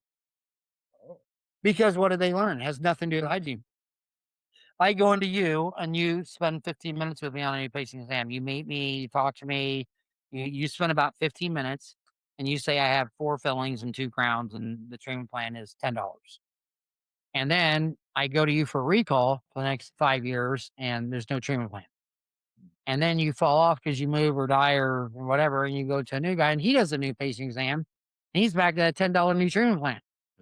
And they realized just mathematically on a spreadsheet that the number of minutes a dentist spends with the patient completely equals the treatment plan. So you get a hygienist and she's, $50 an hour, staff $25 an hour. I hope you're at least $100 an hour. So you're paying a $50 hygienist to go set up a room that a $25 hour assistant can do. And then you're having to take x-rays, which a $25 hour assistant can do. And then when she needs to probe, she needs to call in an assistant. So now you got $75 on this tooth. And then they're probing, then she scales, and the assistant leaves, and then the hygienist is scaling or she's polishing and fluoride and flossing and cleaning up the room and checking out all things the assistant can do. But then she needs a dentist. Average hygienist goes and waits 10 minutes for the dentist. And then he comes in there, you're upside down, he's got loops on, mask on, he says, M on 10 and D on 3, and they just walk out the front door, nothing gets done. So he says, screw all that, we're going to the $25 hour assistant set up the room, seat the patient, take the x-rays, and then when it's time to probe, we're going to go get the doctor. So the doctor's going to come in here, and he's going to do the probing, she's going to do the probing, and they're going to assist. And then he's going to probe, and then he's going to do the scaling. And when you're looking at the x-rays and you probed all 6 spots and you did the scaling and you're talking to me about the freaking Vancouver Grizzlies. Who the hell likes the Vancouver Grizzlies? What are you, Canadian? No, but I like the jerseys. Vancouver. Yeah, Grizzlies. Oh, the Grizzly? You call them the jerseys? No. You're saying who likes the Vancouver Grizzlies? I said I don't, but I like basketball jerseys. Oh, you like the jerseys. Oh, okay. And who you got down there? I'm from Denver, so Nuggets. The Nuggets. Jokic chilling. Yeah, Rick Kirshner would be proud. He lives and dies for the Nuggets. And he still hasn't recovered from the Super Bowl yet. He had his quarterback go out with a broken football. But anyway, I was gonna say I could talk for an hour and a half about that too. Yeah, and that dentist, he's in there 15 minutes. He's talking about the kids and the babies and this and that and this and that and this and that. And you speak English, and they schedule for the dentistry. And then he leaves, and the assistant comes in there, does the polishing, the flossing, and the fluoride, and shuts it down. And they're like, it has nothing to do with the hygienist. It just it has everything to do with our overhead. And if you have 100% overhead because you do $1 a month, well, you can't lower your overhead if everything's price is set on supply and demand, like labor, electricity, taxes. I can't write APS and say, reduce your bill by 50% because I'm a dentist. I can't tell the IRS to lower my tax. If supply and demand sets this overhead and it's $1 a month, it's $1 a month. The only way you get to 50% overhead is to do $2 a month. So how can this dollar of overhead do $2? And so you just come out of school. Well, number one, why do you need an assistant and a receptionist and a hygienist when you got $300,000 of student loans? You need a dental office this big. This big. I've seen dental offices this big in Singapore. Well, I say what percent of this is cash? And that son of a bitch showed me his cash. Yeah. I mean, he showed it to me. Was it 100%? It was a safe that was the size. It was a safe that I think I could have got inside of, and you could have closed the door. And it was like 80% full. There's another one in America. I won't say her name, and she's got it under her bed. I mean, holy shit! But the bottom line is, you don't need 10 locations. You just keep expanding. And someday when that one operatory is not enough and you need two, we'll cross that bridge and we'll expand it too. You don't got to do it on day one. But what you got to start doing is stop being someone else's bitch, putting off the learning curve. I was lucky. I'll never forget. I told my sister her day, who's a Catholic nun, still is a Catholic nun. I said to her, we were at a Holiday and they had those Holiday Inn things where they put a cover in there. Holodomes. They put an indoor swimming pool. Okay, yeah. Everybody loved it in the 70s. And it was always next to Howard Johnson's. There were times that, and I said, back then no one had pools or swimming lessons and all that. And I told my sister, I said, man, I wish I could learn how to swim. And she goes, well, you ought to learn right now. And she just pushed me in. And I thought I was going to drown, but I learned how to do it. And, you just learn to swim, but you just need to dive in head first, and you just need to do it. And AI, right now, AI, you can ask it any question about how to bill your insurance or how to use Quicken. God, on ChatGPT, you can set up so if you're on Quicken and you don't understand, you can screen share with ChatGPT and voice activate questions. Like, what is the difference between a statement of income and a balance sheet and a P&L, and what numbers would I need for my P&L, my balance sheet to get my, assets and liabilities, Whatever. it'll talk to you like a human. You have a freaking human that has access to all knowledge that can walk you through it. And you keep saying, not now. Well, I'm waiting till I finish the banking suit and pay down my student loans and get married. Like, you wouldn't start until you had 3 kids. 2 wasn't enough to start. You needed to have that third. And you just want to, just get find that ultimate girlfriend who's around the corner. Because once they get that AGI, ultimate intelligence, and the ultimate robot, and they merge them, there's our next wife. I'm waiting for the robot. I am absolutely waiting. My next wife is going to be built at Boston Dynamics, which is now owned by Hyundai. And, but anyway, I think these are the most exciting times. I think AI is going to define your entire generation, just like love the what internet this take. define mine. And I think the hardest thing that AI is going to do is the hardest thing that any DSO is going to do. And that is, you can crunch the math and the geometry and the insurance claim. But when Megan calls up, she's trying to explain to you how she broke this tooth and he said it was a cavity, and then she got gum, and then she had a kid that sucked all the calcium out of her teeth. Yeah. And people are batshit crazy, and I love them. And I love them the fact, and I love, like everybody says social media is bad. Everybody says that social media, because I was 5 years before Facebook. I think I've got to be an expert in social media. Yes. I've had a major play in that deal for 25 years. And before social media, everybody just smiled at you. And when you smiled and waved at me, I didn't have an FMX. I didn't know if you had no cavities, 10 cavities, 12 cavities. And a social media was the great FMX. So now you got to see what everybody was thinking behind that smiling face. And it's just crazy. Yeah. And it's all over the spectrum. And I love the fact that we finally get to know. We finally get to know. I wouldn't even know half the shit that my two older sisters that are nuns think if they weren't always posting videos on YouTube and social media. I learn more about, and then I'm always, sending a YouTube video to my sister and say, explain to me what you think about that. Or I'm sending it to my brother Paul and say, Paul, did you see what our sister said on this stuff?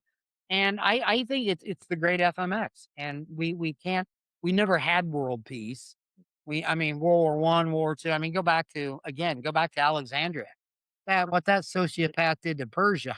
My God. And they call him Alexander the Great, Genghis Khan. That should be the warm-up party for Jeffrey Dahmer. My God. That guy, who could go to a town and kill every single living person in the town? and get off on it And do it again. and then do it again for years. I mean, what? I mean, these are our brothers and our sisters. This is the essence of human beings. This is the animal human. And they're crazy and they're violent and they're insane. And I love their confidence, like COVID. I love COVID. Like, so we haven't had a pandemic for a century, and the pandemic comes out, and then it took like 12 nanoseconds, and everyone in America was an expert in virology, Yes. immunology, Yes. vaccines. I mean, people who couldn't even spell Particle educate. sizes. Right. Oh my Yeah. God. And then they proved it with their actions. Because what's the first major action they did? They ran to all the stores and bought out all the toilet paper. Because they knew where all their knowledge was coming right out of their asshole. And they were trying to wipe up that COVID knowledge as fast as it flew out of their ass. And I love them for that. I love the fact that a person who knows nothing thinks they know everything. And then it's that, what is it called? The Doglinger effect, or the Dunning-Kruger. the Yeah. Dunning-Kruger effect. And then you got these dental students that come out and they know a lot. They know math, physics, chemistry, biology. They're really smart. They know they could go bankrupt, even though bankrupt dentists, it's less than 1%. It's not even a percent.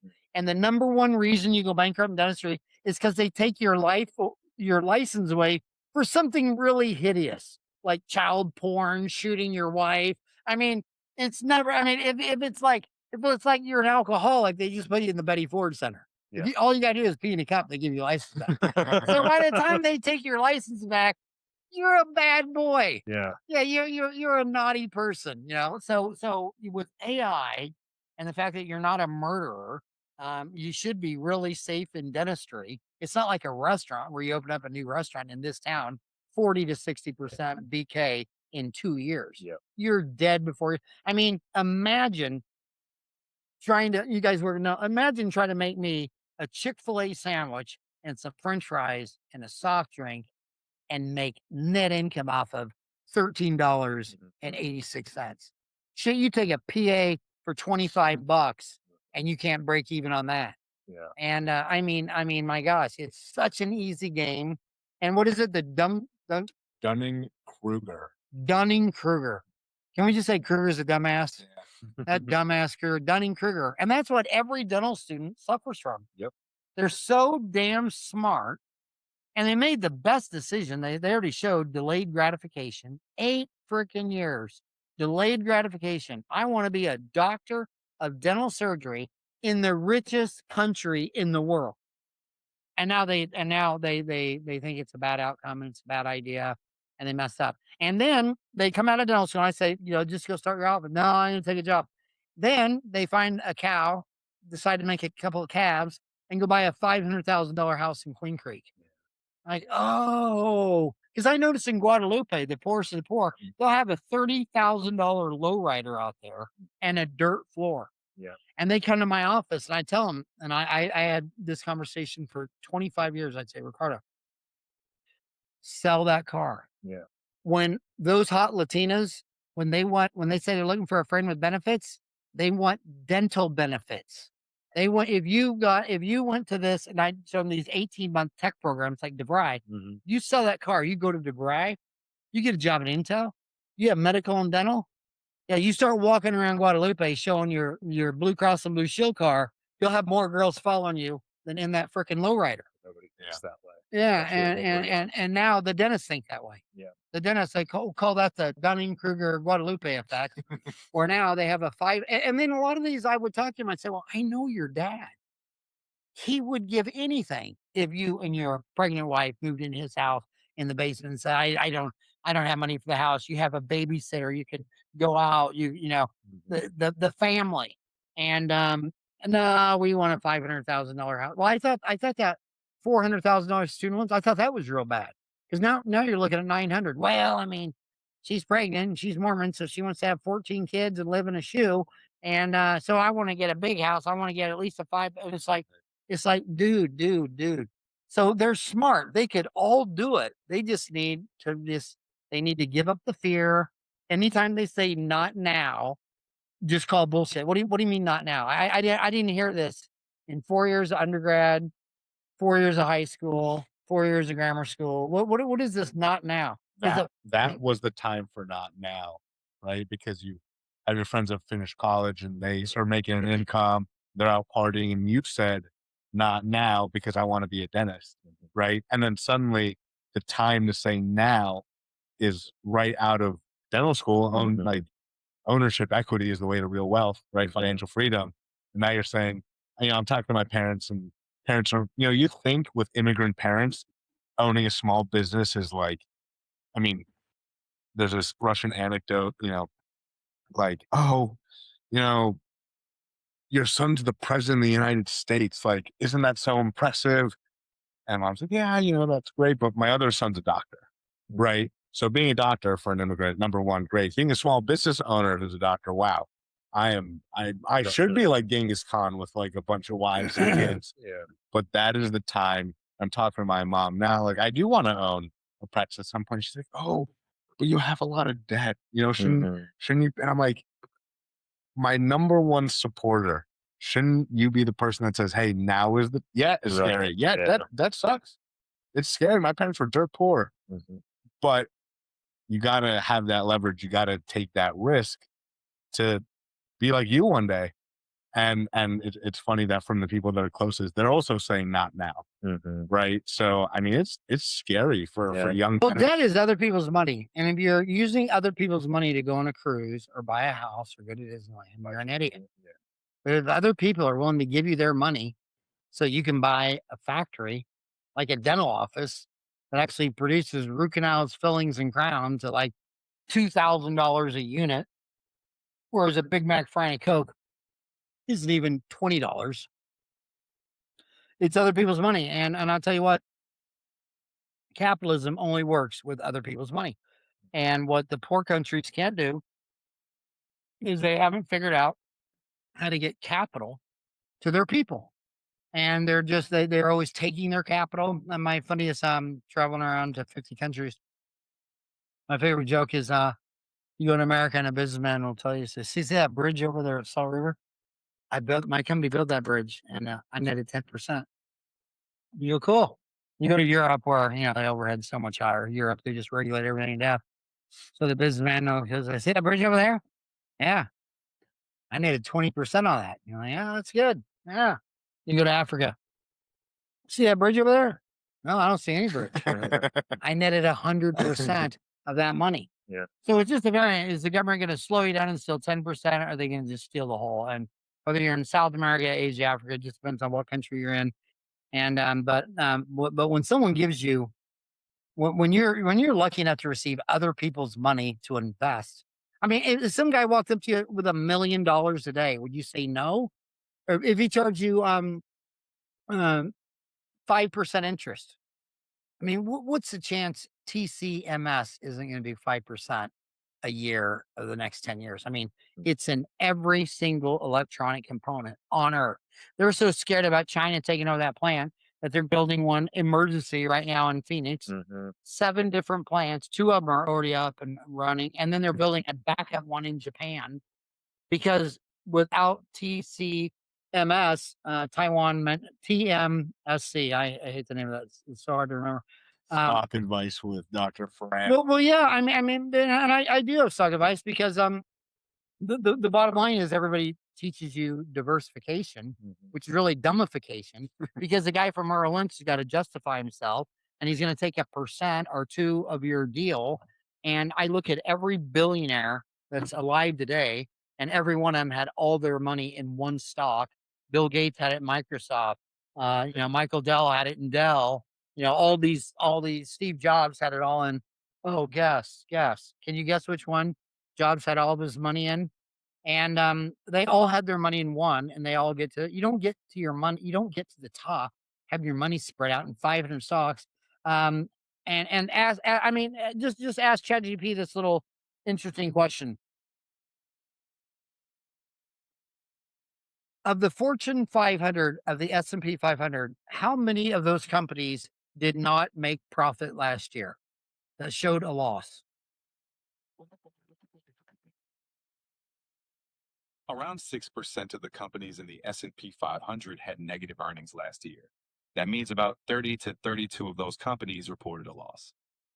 Okay, well, on your S&P 500, Could you just get rid of those 32 companies? Right. Can we just move the S&P 500 down to 500 minus 32? I mean, the entire concept's dumb. Now, I basically host this on AWS, so I got stock in that, Mhm. and I think Google is the one that's not going anywhere. They make their own chip, they write their own software, they have their own Gemini AI. Everyone else is in bed with NVIDIA. Right. But NVIDIA can't sell a NVIDIA chip without TSMC. So Taiwan Semiconductor, that is the choke point. You take out that, everything stops. Mhm. So if you take that out and everything stops, I think that's a pretty damn good place to put your money as opposed to Wendy's. You know what I mean? You know if Anthropic is like our OpenAI, well, OpenAI is owned by Microsoft. Is Anthropic public? Probably not. Yeah, but I mean, Last hey, I heard that's my first chunk of Mhm. change. yeah. And so um but yeah, I mean, I think from 94 to 2000, um those years I made more money in that stock market run Mhm. than I did on dentistry. And my wife Judith kept saying, you should quit dentistry and be a stockbroker. And I said, well, in this bull market, a monkey could do it. Mhm. And in some markets, I mean, it's just hard to miss. And this AI deal, not only is it going to be a 20-year run, but you see the same pattern. Like I remember when I was your age, the bull market run was Intel and Microsoft. They call that Wintel because one made the chip, one made the software, and then Dell sold the computers and Cisco sold the routers. There's those four. Okay. Well, now you got the Magnificent Seven, and what is the biggest um, value company? The chip maker, the Intel. Shit, Intel you could buy for nothing today. I mean and then when the market crashed in 2000, and if you would have picked up $5,000 of Amazon, see the money was an Intel. It was the companies that were going to be built on the Intel. And right now, everybody thinks the value is the chip. Well, the chip, are you going to eat the chip? Is it going to make you dinner? Is it going to fix your tooth? What the hell is that chip going to do for you? It's every platform built on those chips. We're in inning one at least.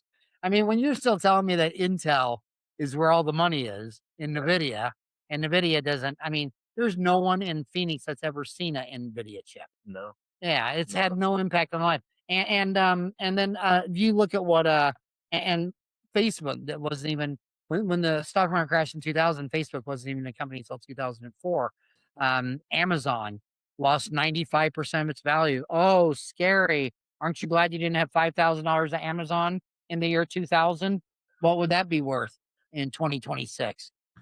A few retirements. Couple cabins Yeah. somewhere. Yeah. So I don't give a shit what happens to and the deal with stock investing is really simple.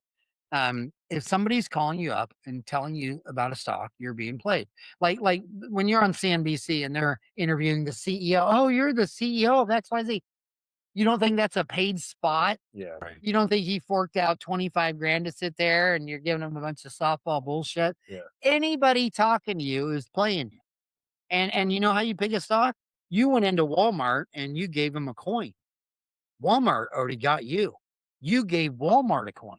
So then you're in that store and you ask, is this publicly traded? Does it pay a dividend?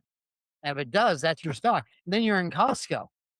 Costco got you, not a broker, not some guy on CNBC, not some guy on Dentaltown, like 3% can retire at 65. They got you. So, TCMI, Taiwan Semiconductor Manufacturing Company. Can I just call it Taiwan? Taiwan already got inside every electronic device you own. You ain't bought nothing without their shit in it. And Amazon and Walmart, Amazon and Costco, the three largest distributors. Amazon Web Services. I mean, I used to host Dentaltown on here, and I just every day I find 10 better reasons why I'm hosting on AWS and Google. I mean, I literally live off YouTube and Gemini. And Gemini, I used to be a ChatGPT freak, but Gemini is just getting better and better and better and better. And you can run queries. Like if I said to you, what's the contact information for you? I want his cell phone number. Well, ChatGPT said I'm not available to do that. Google would just give me links where I can click and go to services that I could subscribe to that might have your cell phone number. Yep. Gemini just gives it to you. Yeah, it's on the internet. It'll tell you. Ask Gemini what your social security number is. No. Yeah, and it'll tell you. Oh man. Yeah, so how that changes down the road or whatever. But bring it back down to these kids.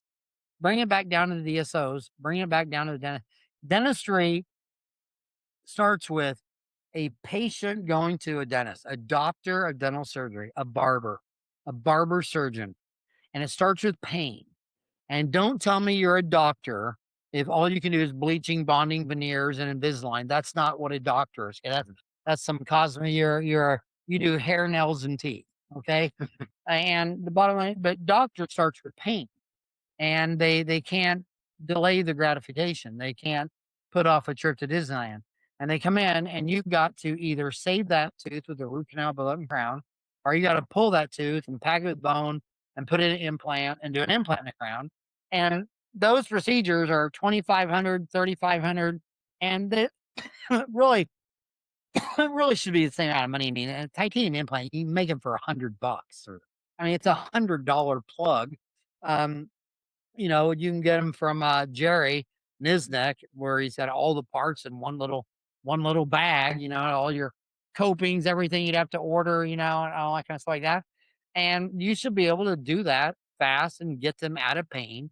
And everything from there on out. Like, well, I want to get my braces done, and I don't even, which I think is an insult because I think the orthodontists are. I think they've reached a point where they're starting to embarrass themselves. What do you mean? Well, I mean, you talk to the anthropologists have been telling us, writing papers and publishing in PubMed for Corcini, decades. What? Robert Corcini. Well, in saying that there's no malocclusions in anywhere except all the living. I mean, where are all the graves with all these malocclusions? Where are the other primates? You're telling me that the wisdom tooth doesn't have room and it's a vestigial organ? No. Feeding a baby, you used to nurse for 6 years. There's always pressure on your face. Your mom would give you a bone and you're chewing on a bone. And now the minute her boot nipple hurts, she switches you to a sippy cup with some Walmart bottle where they're just drowning. And then they give you food. There's no force on your face. There's no force to spread your maxilla and open up your arch so all your teeth have room. And when you have an arch like that, there was just no physics. I mean, I think when your kid sits on your lap, the first thing I do as a grandpa is I put my hand on their face and their head, and I start pushing their head in. I mean, because they're eating applesauce and a banana and drinking out of a sippy cup. And I think, imagine what your orthodont pediatric dental office would do if it, oh, are you pregnant? Well, the first Saturday of every month is let's not send that baby to the orthodontist, bring her in here, and we're going to teach you how to raise a normal primate because no primates have malocclusions and you can dig them up for 1,000,000 years. They all have straight teeth. No one has an overbite underjet, but we're not going to give them a sippy cup and applesauce. So there's so much value added in this information. And hygienist, I mean, hygiene, it's all relationship based. I mean, if you love your hygienist, you've been seeing her for 10 or 20 years, and she can name all your kids and grandkids, you're gonna go there. And if and if she's always there, and the doc says that you need a root canal and a crown here, well, if it was bad dentistry, well, she wouldn't be working here. She would have quit years ago. Yeah. And you have to build trust. And you build trust where this is a safe place. Everybody knows my name. I have a long-term relationship. And I was referred here. Like when I get referred a patient from word of mouth referral, let's say you have 4 cavities, you'd sign up for the 4 fillings. You do them for 2 times 2, $50,000. If I did a flyer and I said, bring us in for a cleaning exam and x-ray for $50, and then I tell you you have 4 cavities, they go, oh, I see. Yeah. $50 for a cleaning exam and x-rays, and now you get 1,000 on 4. Oh, I see. It's like I don't even want advertising patients. I don't even want strangers. I just want to work my word of mouth referrals. And then on the Google has changed because now ChatGPT and AI is referring all the patients. But see, everybody's in that mindset where dentist near me or Yeah. stuff. But it's large language model where that large language model only picks up on how your humans speak in your tribe in your area of Wichita or Submit to the Texas. world. Yeah. So you patient review. So you got to tell them, you say, I only want patients like you, any of your friends and family that's like you. I'll give you business cards, but write me a review how you normally talk. Like tell me like why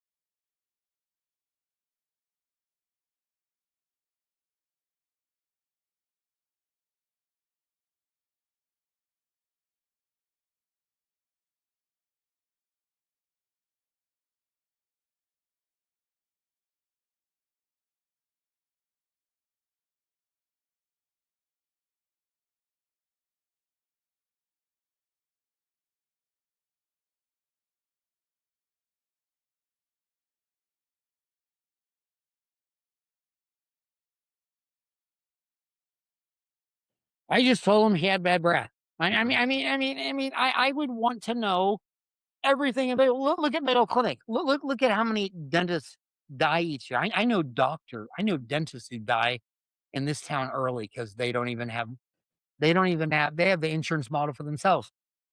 They'll have insurance, and they found a lump, and so they schedule them with for a biopsy. Well, maybe it's a long biopsy, and it's bad. So the next month they schedule them with a hematologist to do blood work. Then they get the results. Then they schedule an oncologist. It's 9 months before he started chemo or radiation.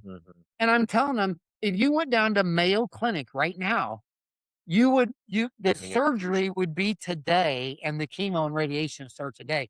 Well, I have Blue Cross Blue Shield. I know, but you're a freaking doctor. You own a dental office, and you live in Queen Creek. Yeah. And then sure enough, 2 years later, he died of cancer. And I'm sitting there thinking, wonder if he would have died if he would have had the balls to go to Mayo Clinic. Pay $100,000. I know another dentist out here had MS. And I was really sad. I really loved the guy. I had a lot of respect for him. So I got on and I started doing a deep dive on AI. I found out that America isn't even a rounding error on a MS. It's all in Scandinavia.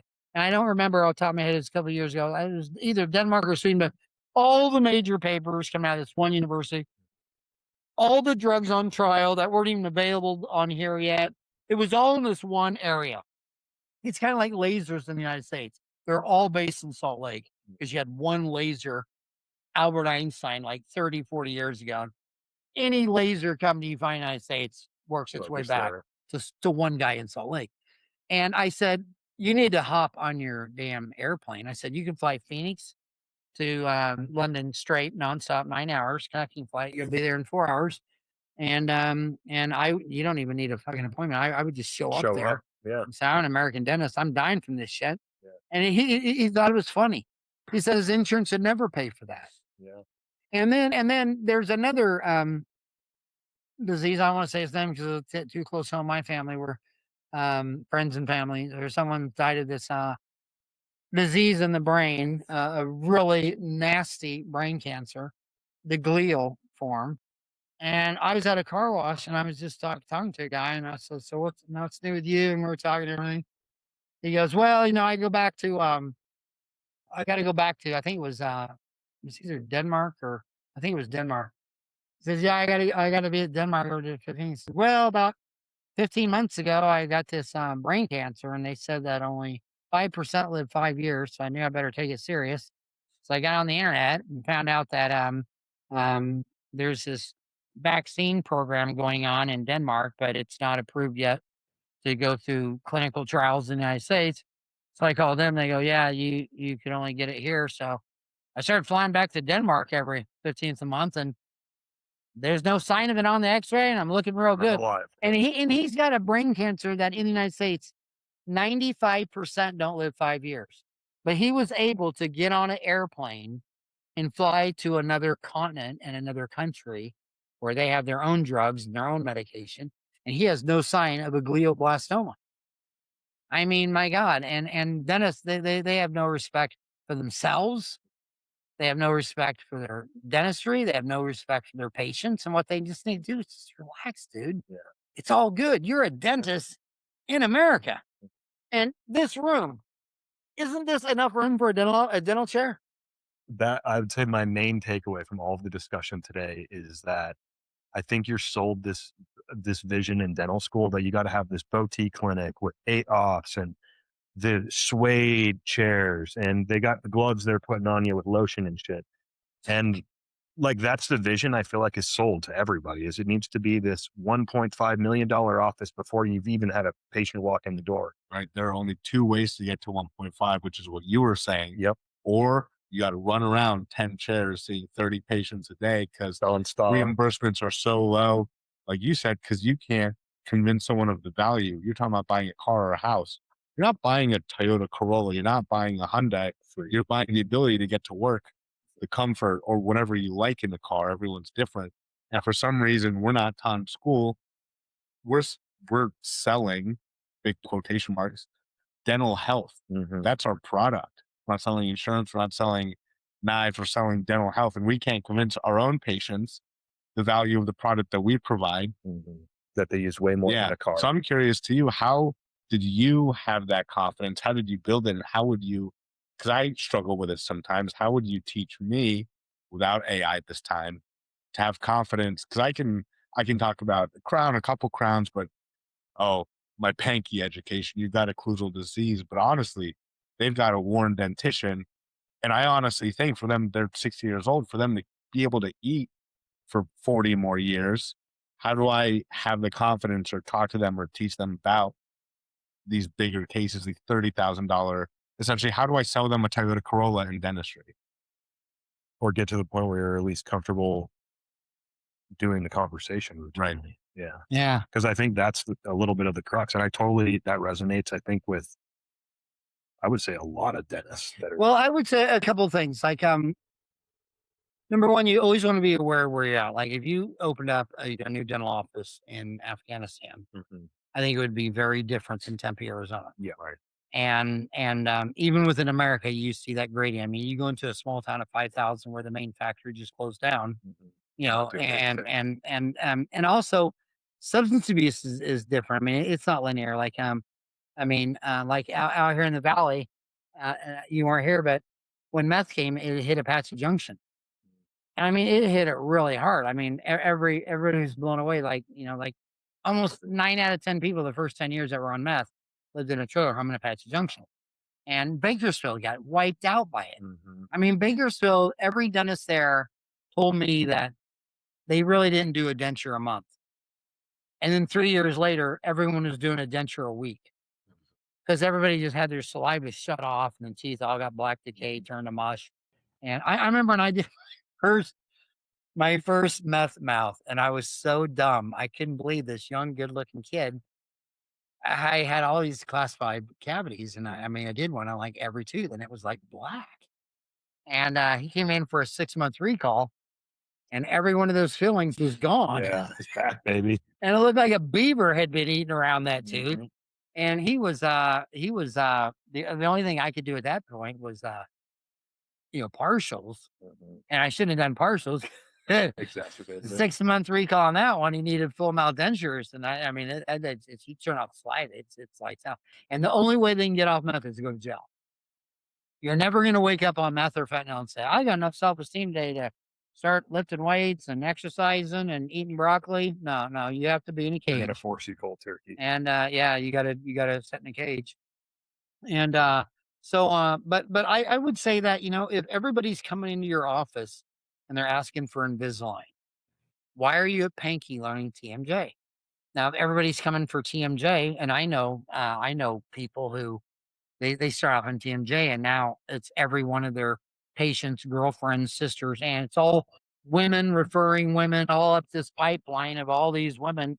Now, I think I'd rather go to hell than be that doctor. I mean, really. I mean, if I had to pick between being a pediatric dentist and the manager of Burger King, I know where I'm working. I can, and I love kids. I had 4 kids and 8 grandkids, and I can't think of any more stress than when you're working on a 2-year-old who's screaming. Yeah. I mean, at that time, it's just lights out. And then I see the dentists that are doing it, and they're just they're in their flow state, they're happier, and they're like, "Oh, Tommy, so what do you like? What are you good at? What are you passionate about?" Because that's what they're feeding off. They're feeding on if they think it's a problem, and their occlusion, their TMJ, their panky occlusion, if they think it's a problem, and they're bringing it up to you, and you're passionately solving their deal, it's going to be a win-win. But I would, in supply and demand, I'd want to know where I'm demanded. Like there's guys that love endo. And they talk on Dentaltown, should I go back to endo school? Well, I mean, why is it always the same program? Oh, I'm going to be an endo, let's go to endo school. When I could give you names of 10 dentists who went to a small town that had like maybe 5 or 6 dentists, and no one liked endo. And he said, "Hey, I'll have a practice limited to endodontics. I'm not an endodontic specialist. I'm a practice limited to endodontics. And I'll just do the endo, and please let your endodontists do the buildup." I mean, they all fail by coronal leakage. And if you're such a stooge that you got to put cotton pellets there and cap it, because you're such a stooge. You should lose your license. Actually, your internet's just going. You want me to do the build up, or do you want me to leave it open with cabinet and a cotton roll and send it back to you? And if you say send it back to me, I'll do it. They should just come by and clip your license in half. I mean, they all fail by city sales. But now he's doing the endo. Well, same thing in pediatric dentists. You know how hard it is to find a town with 10 dentists that none of them want to do pediatric dentistry? And yet you're only walnut things. I got to go to pediatric dental school. And by the way, when you go to pediatric dental school, if you go in Dominican Republic where they have 11 dental schools in an island, because when you come back to the Arizona State Board of Dental Examiner, they don't give a shit where your pediatric dental school was. You know, you're a pediatric dentist. Oh wow. Because you have a license in pediatric dentistry. It's a license. So the ADA and the AGD, the ADA, they were trying to talk. Well, this course is approved by the ADA for, well, like the only thing they care about is that the Arizona State Board of Dental Examiners, like on our, I think we're the biggest online dental CE platform there is. I don't know anybody doing the units we're doing. I mean, it's a ton of units, and nobody gives a shit what the ADA or the AG. They care what the AGD thinks if they're trying to get their fellowship. Yes. But see, the AGD, they got AI, they automated all that, and we're tied it into the state boards. I mean, the ADA is kind of it's kind of like I laugh when they went down to Texas. Some guy started calling himself a specialist in implants, and the ADA went down there and said, "Well, that's not one of the That's not their specialties." They thing. sued him. Oh Well, they got to court, and the judge said, "You're a membership organization from Chicago. what are you doing here? What are you doing here? Yeah. Get out of here and pay his legal fees." And then in Tennessee, they said, well, there's some lady selling carbamide peroxide as tooth whitener, and she's not a dentist.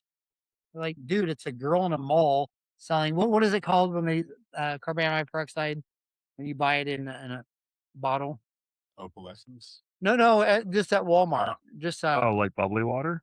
no, what's that product called? You could actually buy carbamide peroxide 10%.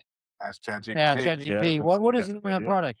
Are you saying GPT or GTP? Chat GPT. Okay. Am I saying it right? Yeah. You are now. Well, I'm from Kansas, so I have the right to say everything wrong. What is the product sold at Walgreens that is 10% carbamide peroxide neutral pH? I can't remember the name of it. You're probably thinking of the teeth whitening products sold in stores like Walgreens or Walmart. A well-known one that matches your description is often the Plus White brand. No, I'm not talking about tooth whitening. It was before the tooth whitening industry. Before tooth whitening was even a thing, they had this product. It was in a blue little plastic bottle with a stem, and people were putting it on canker sores and aptus ulcers, and they still sell it. I know what you're talking about. That would be glyoxide. It's a long-standing oral antiseptic that people use during mouth. Yeah, That's nuts. and they're buying an over-the-counter product at Walgreens. Get out of here. But you can be an endodontist without going to endo school in America. You can go in the Caribbean, and you don't need to go to endo school unless the 5 referring doctors in the small town require it. And I mean, you know how many small towns, if you went in that small town, you said, I'll take all your pediatric dentistry, and I swear I'll give them all back to you at 18. You know how many of them would get roses thrown at their feet? Yeah. I mean, so the deal is just, what does the patient want? And if you wanted to sell everybody a Lamborghini, you shouldn't be in Wichita, Kansas, because there everybody wants an F-150 pickup truck. And when you're doing veneers on movie stars, well, you got to be in Beverly Hills. There ain't no movie stars in Eloy, Arizona. Yeah. And if you go down to Eloy and everybody wants you to take Medicaid, all right, well, how can you not make money on Medicaid? I mean, are you saying you can only make money at Ruth Chris Steakhouse? You can't make money at McDonald's? I'm really sure that Ray Kroc, I mean, didn't he own a baseball team from owning McDonald's? And these guys that go in to do the Medicaid, and they do it right, where they say, okay, well, there's no appointments made because you never show up. Mm-hmm. So you come in, you pick a number, and first come, first serve. We're not going to have a 50% cancellation rate. Yep. We only do amalgams. We don't do a 3-surface composite for $9. Yeah. and amalgams last longer than composites anyway, and they're antibacterial, and they seal, and you just do procedures that you make money on. And I'll show you Medicaid clinics where dentists own them and take home 500,000 a year, 600,000. I mean, there's dentists taking home more than the guy grosses on Dentaltown, saying that he'd never own a Medicaid clinic. Well, I know a lot of people that go. Aspen. Aspen's the only one with a unique demographic. They actually go They went for that. where the dentist ain't. They're actually going to where the Medicaid are because it's a strategic decision. All the other DSOs are going to the suburbs where the median household income is above 60,000 and they have dental insurance. They all, it's kind of like the data centers. All the data centers are doing the same thing. They're all getting chips from NVIDIA, and they're all doing the same platform. Only two ones are doing it different. That's Amazon and Google. Google's building its own chips. It's building its a full stack. Amazon's building its own stack. So really, you have NVIDIA, Amazon, and Gemini, and everyone else is just some offshoot business of Gemini. I mean, NVIDIA owns your chip, and I just think the dentist just needs a big dose of just relax, man. You're a doctor of dental surgery in the richest country in the world, America. And sure, times gonna be tough, but it's not doing the Spanish influenza. It's not doing, World War II.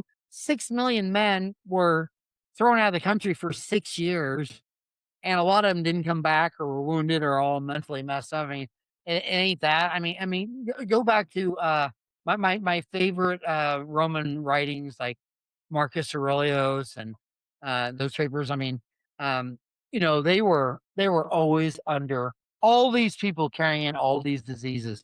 They always had plagues. I mean, Marcus Aurelius, whenever he walked around, there was dead people dying everywhere.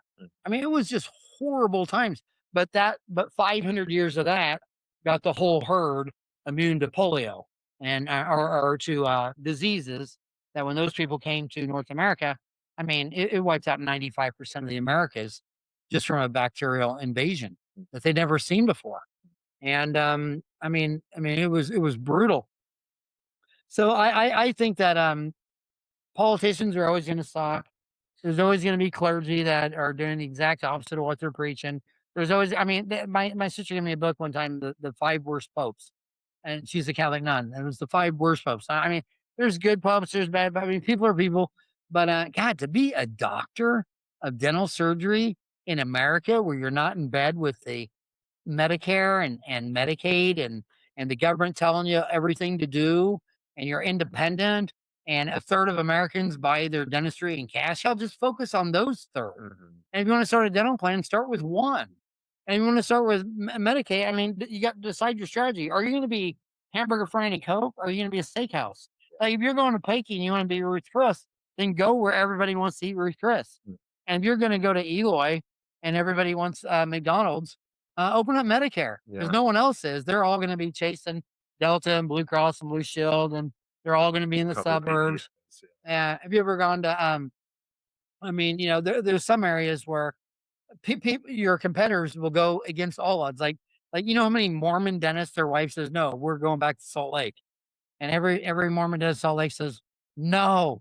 There's plenty of Mormons in small towns in Idaho and Queen Creek and Gilbert and you got to do it strategically. But if you're just gonna open up a dental office in view of the Mormon Tabernacle Choir, my God, I hope you're an Uber driver. Yeah. So you got to be strategic, and I think it just and then with staff, that's another thing. Staff, I think that's the easiest mindset. Like if you like your assistant or not. You know if she respects you or not. You know if when you drive to work you want to see her or not. And there are 2/3 of all the dentists, 2/3 off, never sold a treatment plan the price of a new car, $50,000, which would say exactly. And they pull up in their parking lot and they see their hygienist car and they say, a pit. They literally pay people money they can't stand. Yeah. How low is your self-esteem when you give Megan $50 an hour and you literally wish you never saw her again? Yeah. I mean, what went wrong in your childhood? I mean, my God, I would never give anyone money if I didn't want Right. to. I mean, I would drive to work. I mean, the most fun thing I have about going to work is wanting to see my team, Mhm. wanting to see what he did and the nuances and the funny shit and I know what's going on. And the biggest stress in all of our lives is what's going wrong with an employee or we had one today where someone's really sick in their family. You know what? But you pay people money that you actually say on downtown you hate. Really, you pay Yeah. people money you hate. Why are you doing that? Well, to me, it just seems so simple. I mean, only do dentistry that you want to do. Only do dentistry. Like I want blood guts. If I could just do extractions and root canals, I would do that all day long. I almost joined the Navy because I did I went to it was the Marine Corps training facility in San Diego, and they had like a 99 chair office, and they told me there that if I went there they give me one chair and I don't want to do extractions, or they give me one chair and I don't want to do fillings. And I said, well, I hate fillings Yeah. and I love extractions. I said, to sit down and do a quadrant of MOD amalgams is like being told you got to mow the yard. Some people love it. And to me, that was not fun. But for whizzies, I mean, I do that for free. Mhm. And so it's just real easy. Just love yourself, love your team, love your patients. Someone's toxic, don't let them work for you. Don't treat a toxic person. Yeah, I actually called 911 on 2 of my patients that were started giving me shit. And then when the police came and they weren't there, I said, "Well, I got their address. They're charged of disturbing the peace." They go, "They're gone." I said, "Well, do you know?" I said, "Yeah, I want you to go arrest them." Yeah. And the second one was the best because I was so mad at this guy. He was telling my stay, dropping the F bomb and all this crazy shit, and she's a nervous wreck. And I thought I heard something going on. I walked in and I thought I just picked up on. But anyway, actually took time off. I wanted to see that guy because I wanted to let that judge know what I thought. Mhm. I didn't have to say a word. She just started. Letting it go. She was this 50-year-old, 300-pound lady, and she just starts saying, "What did I tell you the last time I saw you? What did I tell you? Tell me what I told you." Yeah. He was in jail. Yeah. I mean, he went straight to jail. Yeah.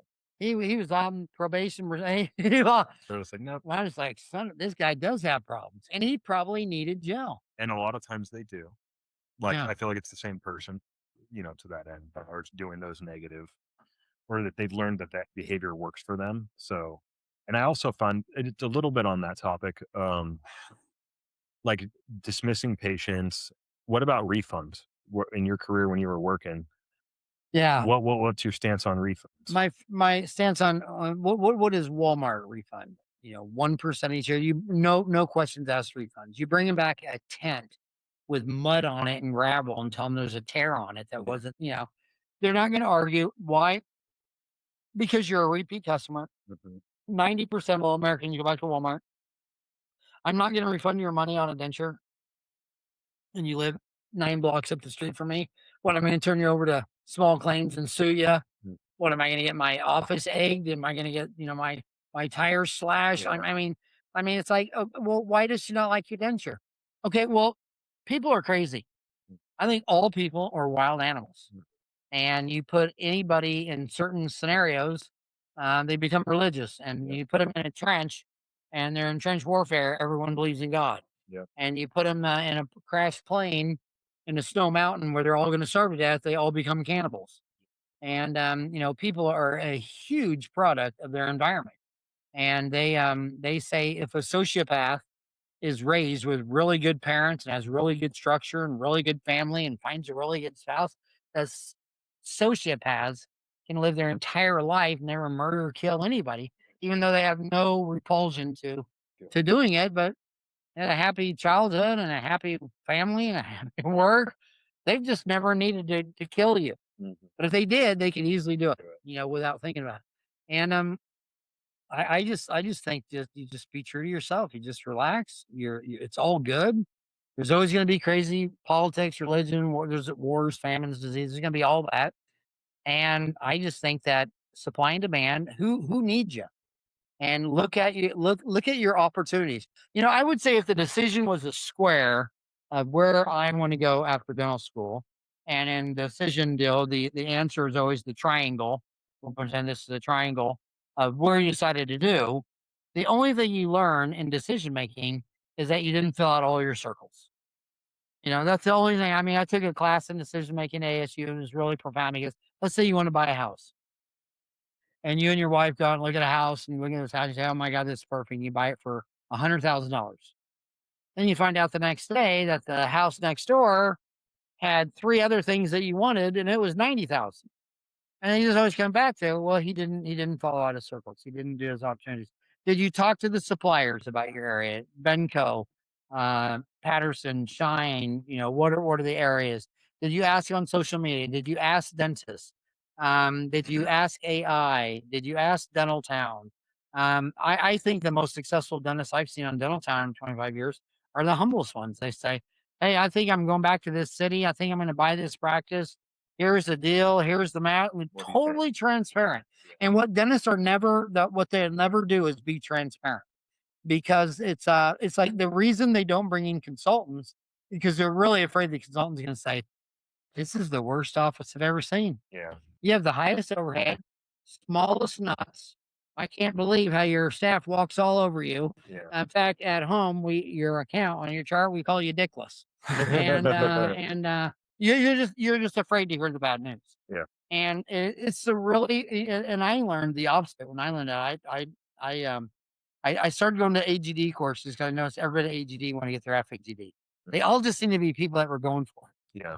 Whereas other groups I was in, it was doom and gloom, the sky is falling, everything's going to shit. And I like the people who were going for their FAG, their MNG, or an implant safe, trying to get their diplomat in the International Congress for Implantology. That's why I got mine. I got my fellowship mission too. But it was just hanging out with this clan of guys. So I really didn't want to get my fellowship mission suit. I just couldn't stop hanging out with these guys that we were all doing it together. And you just find out where your energy is, what you like to do, who you like to do it with.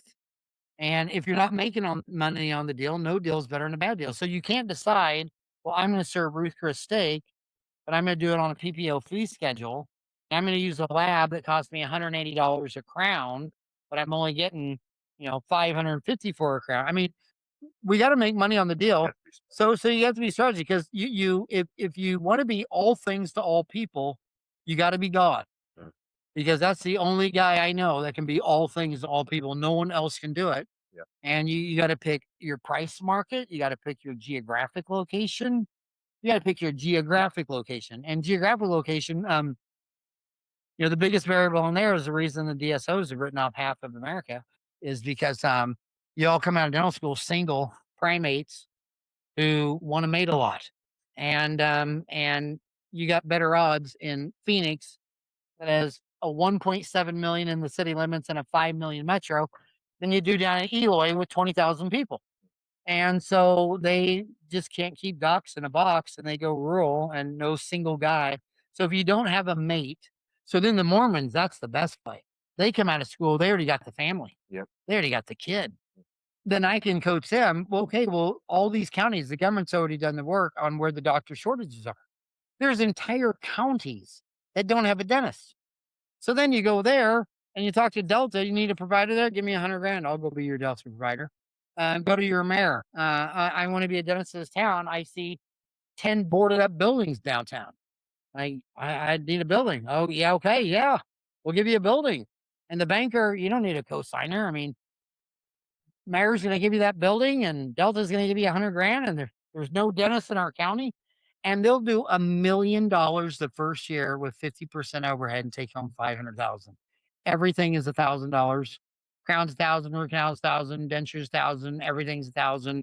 Fillings are 250. All the masks done in their head. I mean, they're you do that in Arizona. I mean, so much of it depends on where are you at. Do you have a cow that will travel? If you got a family intact, then you probably don't need the bar scene. You probably don't need, you can learn how to cook. I mean, so I would say the gesture for all people the whole time, just be true to yourself. Quit living your life to be someone else's. Quit doing what everyone else is telling you to do. The mean everything, just converges to the mean. Yeah. And so go be a mean dentist, and you'll never do a $50,000 treatment plan. You'll never even save yourself at the Mayo Clinic. Even if you become a successful dentist, have all the money, you'll still die early. Won't even deserve Mayo Clinic or Flavia to beat a disease that go figure. Go figure that Scandinavia knows something that Oklahoma doesn't. And so it's just the typical stuff. Like, your attitude determines your altitude. Just you do. It's just fear. Yeah. That Who's the guy? you've been punching me in the Yeah. face for like a couple. I and mean, so we're debating buying practices, and I feel like this was my like. it's like all my right, barber. I got Successful consulting of all time was I go to a barber, believe it or not, even though I have no hair, but I gotta get this shit cleaned up. He's always telling me about his baby mama. And I said to him about 3 or 4 times, I said, buddy, thank you. You're good looking. This is your store. Mm-hmm. This is your shop. Proud of you. I said, which one of those is your cars? So I said, young barber shop. I said, I park, he's employee. You got a car, you own your own business, you're a barber shop. Just got $40 out of my hand. And you call your child your baby mama? Third, do you have to this fear? Yeah. You can't to the woman who chose you, and you're still not sure that's your wife, dude. Either change the name of this barbershop to the Pussy Factory. This Trigger. goddamn woman, because I don't know if I always feel sorry for more your wife or your kid. And does your wife need you if she already has a pussy? Yeah. A picture of the ring, Proposal. the proposal. Yeah. And he said he was just lived with her for 4 years, and she's pregnant with my second. Mhm. And he said, I just didn't think I needed, because everybody was saying, well, if she divorced you, you're going to lose everything. Oh, you're living in fear. Mhm. Oh, you're living in fear. Yeah. I said, well, if you got divorced and she took you $1 you know what you had? You had $1 billion, Mhm. another billion. Yeah. But I said, so that's what they do in dentistry. Some fear. I can't tell you I can't go into denture world and tell someone relining a denture for 100 that they should have a $50,000 all on floor denture. But Clear Choice will do it all day long, 3 locations. Their patients, all of yours. The only 3 publicly traded dental offices, 2 offices in cash. And 3 new offices. All the DSOs here are just buying a revenue.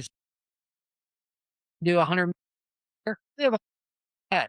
If that impresses you, you're easily impressed. Open up a dental office. I do not have first year because I would want those relate to those patients.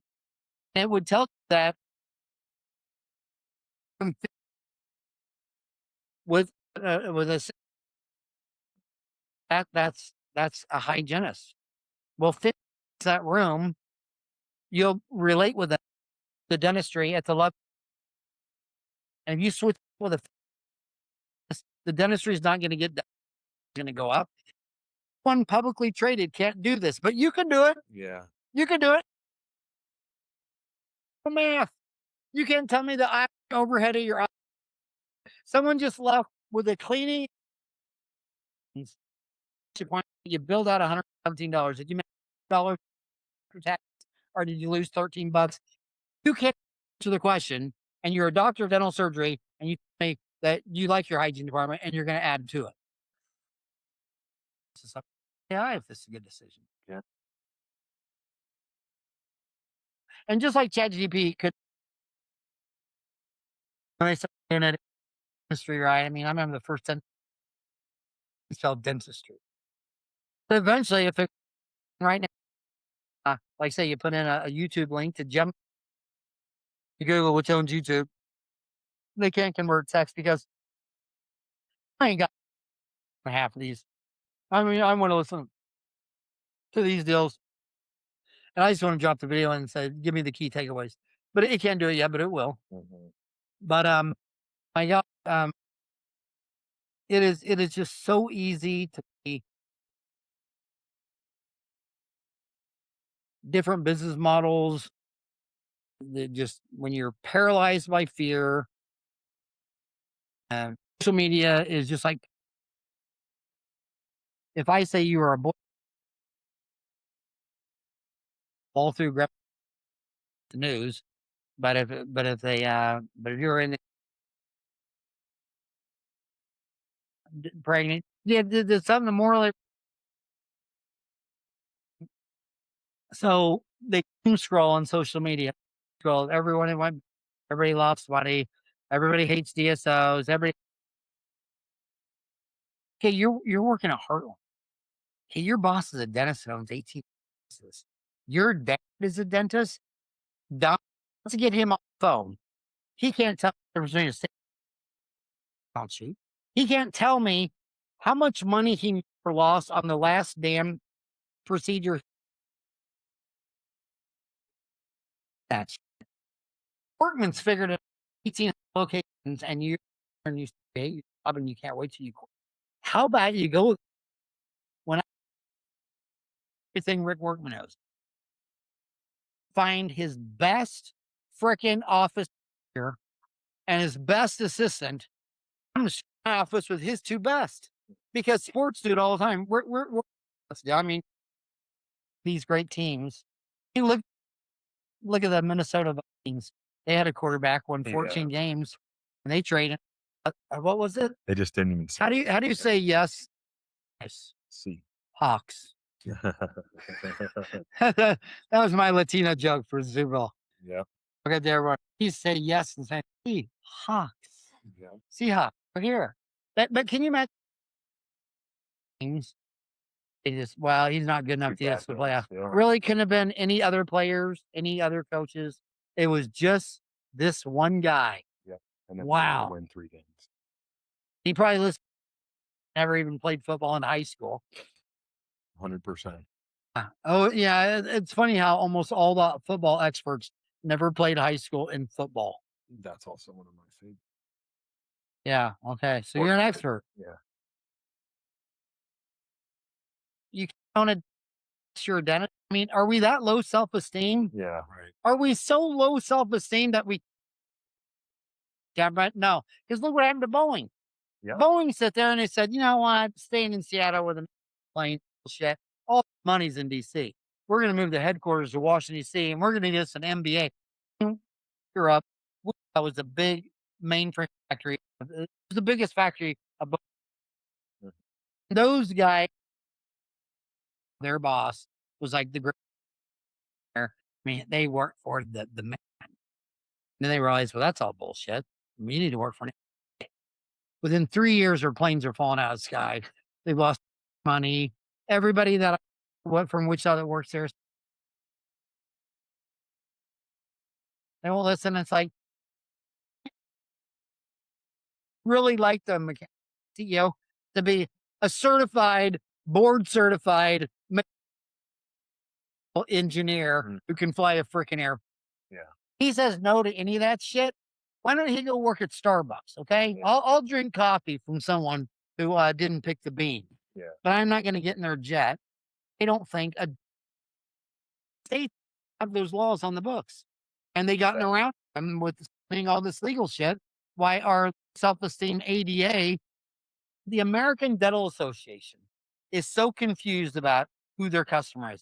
Is it insurance companies? Is it the DSOs? Is it the actual dentist?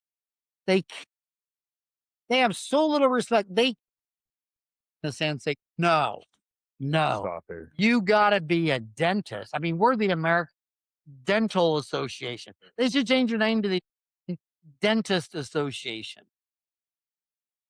At the board, they said, well, you know, when I got here in the early years, Delta, every dentist on that board was your respectable referral. There was no you wouldn't have referred your mom to. I said, well, you know, yeah, we need, and you have to put in here for actual. They know. Interesting. So you the guy at dentistry to guide the decisions on the dentistry. That seems about wow. And that's what we've lived under ever since. You know? It's like so we got it's always a dance. It's always I think Delta was the greatest. When I opened up, Ed Judd was the CEO. And did I ever tell you my first Delta dental store? So my dad, you know, everything I learned from my daddy at 9, when I was 10 years old, he bought in a Sonic drive-in franchise and bought one every year. And we started hanging out with all the people that like Dan Carney owned Pizza Hut and the Shaws that started Godfathers and White Castle was started in Wichita. It was really a restaurant bonanza. And I grew up with all that shit. And so, and when I opened up, Dan Carney called me up and he says, Howie, he goes, you're right next to a Pizza Hut. Well, I'm flying out there to see you next Thursday and I'm going to stop by and see you. He says, I talked to him all through high school and he says, yeah, have all your books out. I want to see what this business looks like. So it was all pegboard, it was all pencil, and I had everything and I knew everything. He looks at my pegboard and I graduated May 11, had to open September 27. It was like early January. And he's looking, it's the first year. He goes, God damn, you guys do a lot of money. He goes, you do more money than my Pizza Hut right next door. He says, but we just sell pizza for, all you can eat buffet for $2.50. He goes, who's this? And he's looking at my revenue spread on the biggest revenue was Delta Dental, Arizona. And I think they'd given me like 60,000 for the first year or whatever. And he says, what's Delta AZ? I said, that's an insurance company, Delta Dental of Arizona. He goes, 60,000. That's a shitload of money. He goes, what's the CEO's name? I said, I have no idea. You have no idea? Howie, somebody gives you $60,000, you should drop to your knees and blow the son of a bitch. And my little Howie tells me you don't even know his goddamn name. You call that son of a bitch up and you tell him you're going to take him to lunch. He says, you got to network with all those people. Don't ever not network with your network. And so I called them up and I said, is that Judd there? And they were all, everybody that called Delta is always, negative, nasty. And I said, what do you want to do? And I said, well, I'm going to talk to Ed. And what is your regard? And I said, well, I want to take him out for lunch. And he, what is the lunch regard? And I said, well, I've been open 1 year, and the first year gave me 60,000. And when someone gives me 60,000, We go out to lunch. I want to take him to lunch because I don't want to drop to my knees and blow the son of a bitch. Okay, so what's his favorite restaurant? And so Ed, they agreed, and then we met at this restaurant. He's real skittish of me, real. It's like, is this guy going to attack me? Yeah, like real weird. And I'm just trying to be nice. And he's from Missouri, and I'm trying to talk about I'm from Kansas and Dallas, Missouri. He's just not warming up, and I'm just talking to him. And then at the end, I said, I want you to go back and see my dental office. And then he goes, no, I've seen $1,000. I said, well, I want you to see mine. He said, no, I don't want to see mine. And he said, no, I'll tell you. He said, I'll tell you. Let's stop this straight right now. He said, you do more occlusal composites on bicuspids on adults than anybody in Arizona. I gave him a high five. I said, so I'm number one? I said, that's awesome. I said, what else am I number one at? And he goes, I don't like it.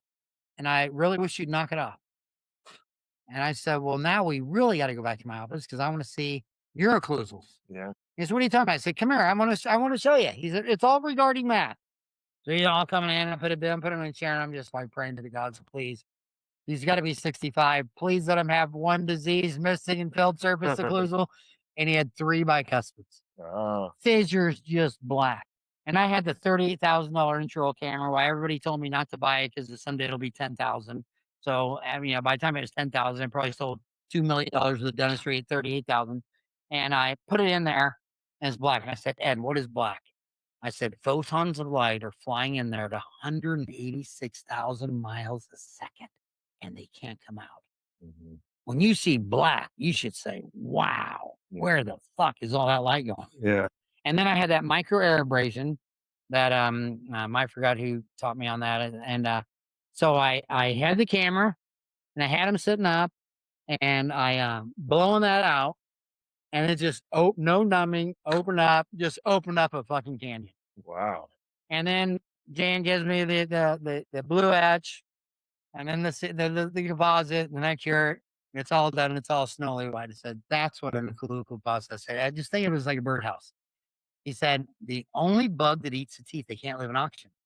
So they only live up in the birdhouse or they live in between teeth. All the floss does is carry air in between the teeth, and that 20.9% oxygen kills all the bugs. I said, and when kids have spaces, they never have a cavity. But then we send them to the orthodontist who can't figure out malocclusions, and they pull all the teeth together so the kid can have a full mouth of MOD restoration, amalgams and cavities. I said, if you love those kids, you just take a diamond burn, drill a space between all their damn teeth and call it a day. And he said, damn, Howie, that's a cool thing. And I did 3 of them on there. And I forgot what they would charge back then, $80, whatever. And I said, well, just remember, I did $240 of free filling on you. And I bought your lunch. And I bought your lunch. And it was that. And then I remember when our overhead started getting high, I remember I took my, instead of having a bookkeeper, instead of having an accountant and a CPA, I hired my own bookkeeper. And she sat right next to me. And I said, I want to be able to ask you, the patient room 3 just left. They just had 2 MOD fillings, and I want you to tell me what my ABC activity-based costing is. What did that cost me to do? What did that revenue I make? What did it cost me? And it was an immensely hard full-time job. But in figuring all that shit out, we figured all the shit out. You know what I mean? And we figured out all the accounting, all the costs, and we had all of our own measurement systems. We didn't use anything we had EagleSoft and then Open Dental and all the stuff like that. We had every consultant come in every year because all the successful dentists they go, well, you can't bring in Sally McKenzie or Sandy Pardue or Jennifer Danes George and give them $1 and not have enough efficiencies to get that $1 back in this calendar year. He said they wouldn't even have a job. He said there's not one on earth that couldn't break that deal. So I was bringing in all the consultants, and every one of them we could walk back and say, well, we learned this from Jennifer George. We learned this from Sandy Pardue. We learned this from Sally McKenzie. We could trace it back, and we always made money on learning that deal. And the easiest thing to do was just staff morale. And when people are toxic, when people don't get along, just like and the hardest ones is when they're really good for like 6, 7, 8, 9 years, but then they go through divorce or they start drinking or something changes and you don't always know what it is. You think you know what it is, but it don't matter what it is. Now you're toxic. Yeah. And it's just real simple. You're fun or you're toxic. And people want to make good money, but they want to go to work and have fun. And if you walk in there at 8, the next thing you know, it's lunchtime or time to go home. And when you're driving to work, you're wondering what Chris did and her husband Martine or Jan or if you're having fun, it's just fun. Mm-hmm. And I don't know what the big deal is. But I know you guys do it. Just stop living in fear. Yeah, go for it. Yeah, just go for it. Get your crew. Go for it. Find your crew. Find what you're going to supply. Yeah. What demand are you going to supply? Someone's got to need you. And if you're going to fix a pothole, go find a pothole first. Yeah. Where are you going to shovel this asphalt? And what do you like to do? I mean, like I said earlier, I think that gave me, interestingly, Alex and I we're always talking about these things, but we were talking about them a lot this morning. And as we've been working up our ideas about our practices, and you're never going to know for sure. At some point, you just got to, I feel like, jump in, seek out the good crew. But I mean, I kind of agree. I am that doc that's lived in fear for 5 years. And I always, my wife's finishing residency, or we're not sure we want to live here. And I mean, I could do that the next 30 years. So yeah, I'm never going to be 100% ready, but I think I could answer a lot of the questions you were giving. So I was like, I know where I want to be. I just need to find that and go for it. And you're never going to have the perfect spouse or the perfect kid or the perfect grandkid or the perfect Situation, location. finances, or whatever. You're never going to find any of that perfect shit. Just And go for so it. just get after it. Just get moving. Yep. Well, I hope to get my practice over the next couple of months and Fucking nut up, Tony. Yeah. Yeah, it's just getting over the fear. And that's that Dunning-Kruger effect. You got Dunning-Kruger effect. We're in the toughest market for consulting because I mean, dentists are smart. They had 8 years of college. They proved themselves in math, physics, chemistry, biology. They took standardized tests. They showed follow through for 2 4-year degrees. I mean, they got grit. They actually call that behavior conscientious, believe it or not, that they're high conscientious because they can delay gratification. They can get through a tough spirit. I mean, so they're so damn smart. They know where every mine in the war zone is buried. So instead of using that to their advantage, saying, "Well, I'll just walk around every goddamn mine," they're just paralyzed. They just won't walk. Yeah. And I think the greatest gift I got was for by the time I realized I got to get a vasectomy, I already had 4 kids, and that was a great. I mean, if you ever think you're going to be old enough to say, you know what's every year that goes by will be worst time for a kid. If you're gonna have a kid, you better knock one out.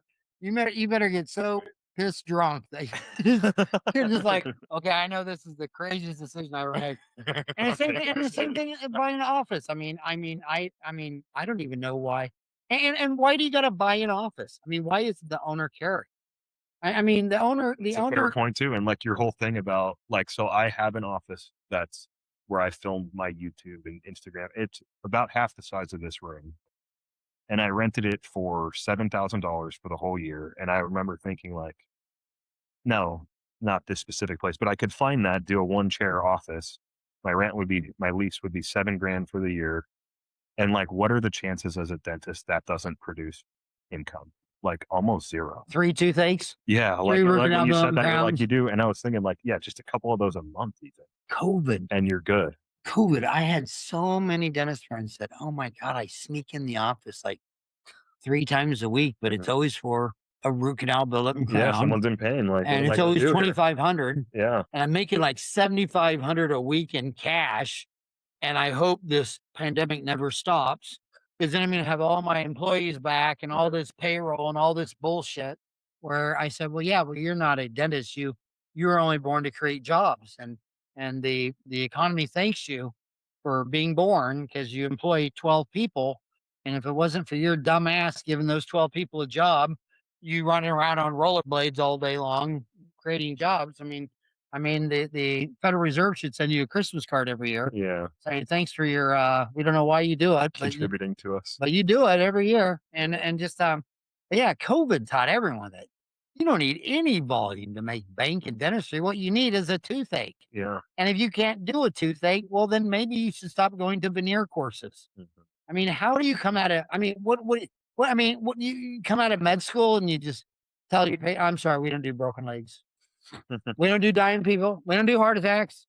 I mean, you just can't just not. Botox, baby. Yeah, you just can't not do diseases. Yeah. You know, you're a dentist. Especially pain. I mean, I completely agree with that. And the dentist should leave the orthodontists alone. The orthodontists get in trouble every time they open up a hygiene deal. Well, what's the best time to clean that kid's teeth? Right before you slap on the brackets. Yeah, and then when you go in there, they take off all the wires, clean the teeth, and put them back on. Oh, but if the dentist does that, then the hygienist will lose their mind, and the state board will take their license away. I mean, dentists are you're just Yeah, weird. we are weird. You're just really weird, controlling. They're just weird, and I think their weirdness comes from they're just too damn smart. I mean, I've worked in Sonic. I've worked in like Sonic franchisees. I mean, I always thought it was funny. Like I'm always still laughing at bar where you always would meet these guys that had like 10 Pizza Huts or 10 Sonics or 10 boxes, 10 units, and that they had a jet, and they'd be telling the stories, and my 14-year-old would be saying, Dad, he doesn't know the difference between the Vietnam and the Korean War. And I know. These guys are all millionaires. They're dumber than rocks. You know why? They know their one thing. Yeah. They know their restaurant. Yeah. They know their business. And since they have money and they have jets and they have Rolex watches, everyone thinks they're smart. But you're 14 and this dumbass doesn't know the difference between the Korean War and the Vietnam War. Mhm. And he's not that smart. Whereas dentists are the opposite. Oh my God, they've had history and English and philosophy and physics and calculus. I mean, these son of a bitches know the difference between geometry and trigonometry. Mm. I mean, Yeah. they're so damn smart that they work everything up in this complicated deal where the end decision is just paralysis. Yeah. They always end up in the same spot, just completely freaking paralyzed. We're there right now. Yeah, I was gonna say I can't argue. Yeah, I would say So With- talk about your website for my listeners. It's called The Educated Associate. so. Our brand on Instagram, Facebook, And you name it, what are the first 3 letters of associate? ass. Ass. Yeah. So we're all asses. So they're all asses working for the man. Right. So, we are so this- all. so if you're an ass working for the man, We're you your need to go guys. to We're- the Educated. We're big Yeah. ass guys. Yeah, we love the ass. But tell them about your website. So the whole platform idea, everything is to put out there to help docs start out their early careers. And if you listen to today's podcast, Get your Um, contract reviewed. yeah, so we mostly help with like contract reviews, helping you seek out ideal associateships. Really, our end game and long term vision is to develop this into an ownership type pathway. And we realize that a lot of younger associates, younger graduating docs, want to do the associate thing for 6 months, 6 years, something, and then get a practice. So we're putting out content around that. We have the podcast, lots of posting on social media. Alex writes blog articles. Yeah, what did I miss anything? No, there's a lot other than drilling teeth. You talk about communication. Mm-hmm. People get their first contracts. We have reviewed contracts that have been signed within 4 minutes. I am not a speed reader. I don't know how you can read those those contracts in 4 minutes, but there's a lot of really silly language that if you don't read and just aren't aware of. So we had a guy, Tony sent me a contract, signed within 4 minutes. He's like, Literally, yeah. from the time he got the email till it was the DocuSign was completed was 4 minutes. And he's like, oh, I've worked there for 9 days. I quit. Can you help me out? And in the contract, it's essentially this person was liable for $75,000 in damages because of Budget. leaving. They signed a 1-year contract and whatever. Again, it's up to the corporation or the employer to go after that. But you should know that. Mm-hmm. You should know before you sign. If you want to leave within a week, you are liable for $50,000 to $100,000 of damages. They don't teach you that in dental school. Mm-hmm. You want to leave. We had someone who essentially, the contract says you are not allowed to work in this town. It was a small little town. Yeah, whether they were from there or not, but you should know that. Mm-hmm. It's not plain English; it's legal English, right? And Or you want to be a practice owner, how can we structure because we're anti non-competes, but there are going to be non-competes. So like, how can you facilitate you getting the practice in this town that you and your spouse want to live? And remember, just because you sign a non-compete doesn't mean it holds up in court. I've seen so many of them fall apart. Yeah. I mean, in New York City, they'll ask for a 5-mile radius, but in the density, so I mean, it's hard to get 2 blocks. Yeah. On the other hand, in Florida, they're very enforceable. So depends on the state, depends on how big the radius is. And so we got a lot of that where we were told in dental school or we saw online, oh, they're not enforceable. Bullshit. They're very enforceable. You just got to know, your state's rules and laws, and it depends. So some people will sign things going, oh no, they're not enforceable. And I'll look it up and go, my own first contract in Florida, DeSantis loves non-competes, they have their pros and cons. It doesn't matter. You just got to know. So, personal finance, budgeting, the amount of dentists, even at DSOs, they make good money. I was talking to an orthodontist buddy of mine. He was an associate. And I'm like, so what's your budgeting like? I don't budget down to the cent. I got an Excel sheet. Everything is rounded off. All my expenses are rounded up. All my income is rounded down. I have a general idea of what's coming in. I was asking him, my orthodontist buddy, was like, what's your budgeting like? He's like, I don't know. The money just kind of comes in and I look at the bank account and it seems to be going up each month. And I was like, holy shit, this is your money on the line. Even if you never want to own, you want to go on vacation, you want to buy a car. But that shows you how non-competitive our industry is. Right. Yes. And our industry is only non-competitive because it works as a cartel. Yeah. And it's just like a drug cartel. And, anybody can come here and open up a Mexican restaurant. Anybody can open up a dry cleaner. But if a dentist from Germany retires and comes over here and wants to get a job at Aspen Dental, he can't get a job. No. And if and once that cartel is gone and every dentist around the world, think how many dentists just from India and Pakistan and Mexico would come here, Yeah. and they went to a quality school, and they do quality dentistry. I go to Mullertown. I drove down to Yuma. I love going down there, and there's dentists there that suck, and there's dentists there just like Some of the you. They best. got their MAGD, and they got all the best machines. Yep. I mean, you can get all on fours down there for 1/3 the price that are the same quality, and you can get them done down there. That I mean, you may die. Yeah. You know, Yeah. I mean, Yeah. No, you're I mean, it's but yeah, it's complicated. It's fun. I just think we should end this on just relax, quit living in Yeah. fear. You make good money. You make damn good money. You got a damn good life. I don't know why you make you make everything too quality. Sometimes you just got to roll the dice and start rolling. I do it with marriage and babies and being owner operator. I mean, I just don't know why you'd spend 8 focused years to get a job. I mean, and for the money you make, and even if you were going to do that, I would have chosen 6 years and being a PA, yeah. and 8 years and be a dentist. I think I would have gone RN anesthesiology. And Yeah. Right. I think an RN that does anesthesiology would make shitload more money than a dentist. I mean, if you spend 8 years to get a job, that was your first kind of shitty idea. Yeah. You Yeah. know, and I mean, it's not like you woke up and you live in Tanzania, and I mean, it's I agree with what you said. Don't live in fear, move forward. Chill out. Yeah, chill out. I appreciate you having us down today. no This man, was an the awesome honor was all chat, man. mine. Yeah, this was really good. I think I got personal clarity and you gave me some motivation. So thank you for that. And what you built is awesome, man. And Yeah. we're really proud to be here today. So thank you. Yeah, it's funny because we're in this we're so narrow minded. We're in this niche where you hear these names and you think they're celebrities within the field. And every time I've met someone of a certain social status in our field, and you start talking to them, we're fucking regular Yeah, human they're beings. We just- put our pants on yeah. one leg at a time. And the good ones, even though you talk, we're on all these dental Facebook groups, all the comments fucking suck. Yeah. Like everyone's attacking each other, and these are no names, and you look at all the most helpful, most successful, they are the nicest guys in Yeah. the world. Yeah. But that's the one thing I do with downtown is I've even told moderators something. I mean, I got 300,000 followers on Facebook, and I walked away from it, and I walked away from Reddit. I mean, but I even told the moderators, I'm like, dude, if that guy said that to you in front of your face on the playground, Beat his fucking you'd ass. beat the fuck out. Yeah, you beat his fucking I ass. said I I wrestled all say that through all high the time. school. Yeah.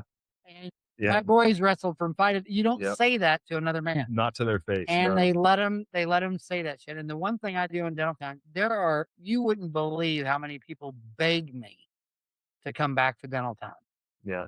And I just tell them, dude, I'm sorry. I don't know what's wrong with you. But I tell them first they got to FaceTime me. Yeah. And they don't have the balls to Do FaceTime that? me. Yeah. And a lot of people come back and they say, well, what about this guy, that guy? It's like, here's the rule. You're talking that shit. I want you to talk that shit to me, Yeah. to my face, Show on up. FaceTime. And they're not talking about me. It's not like a personal deal. Yeah. But they're calling someone because sometimes when you FaceTime and then they start crying and then you find out that they're an alcoholic or their 6-year-old's dying of cancer, or, there's an actionable deal. And I'm really glad they called.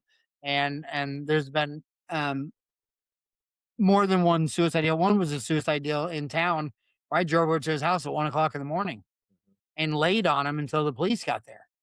Because when I opened the door, he was naked with a gun. And I just said, no, we're We're not cool. doing that. We're cool. I just want to talk.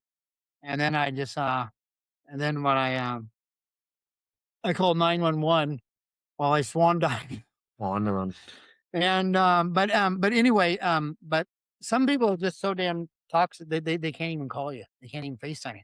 It's like, dude, when you talk to where a normal man would level your ass, and we're talking grammar school by the Right. swing set, I don't need you. I mean, I didn't open up Dentaltown because I need toxic people. Yes, in my life. And that same advice should be that, that toxic person may be your reception.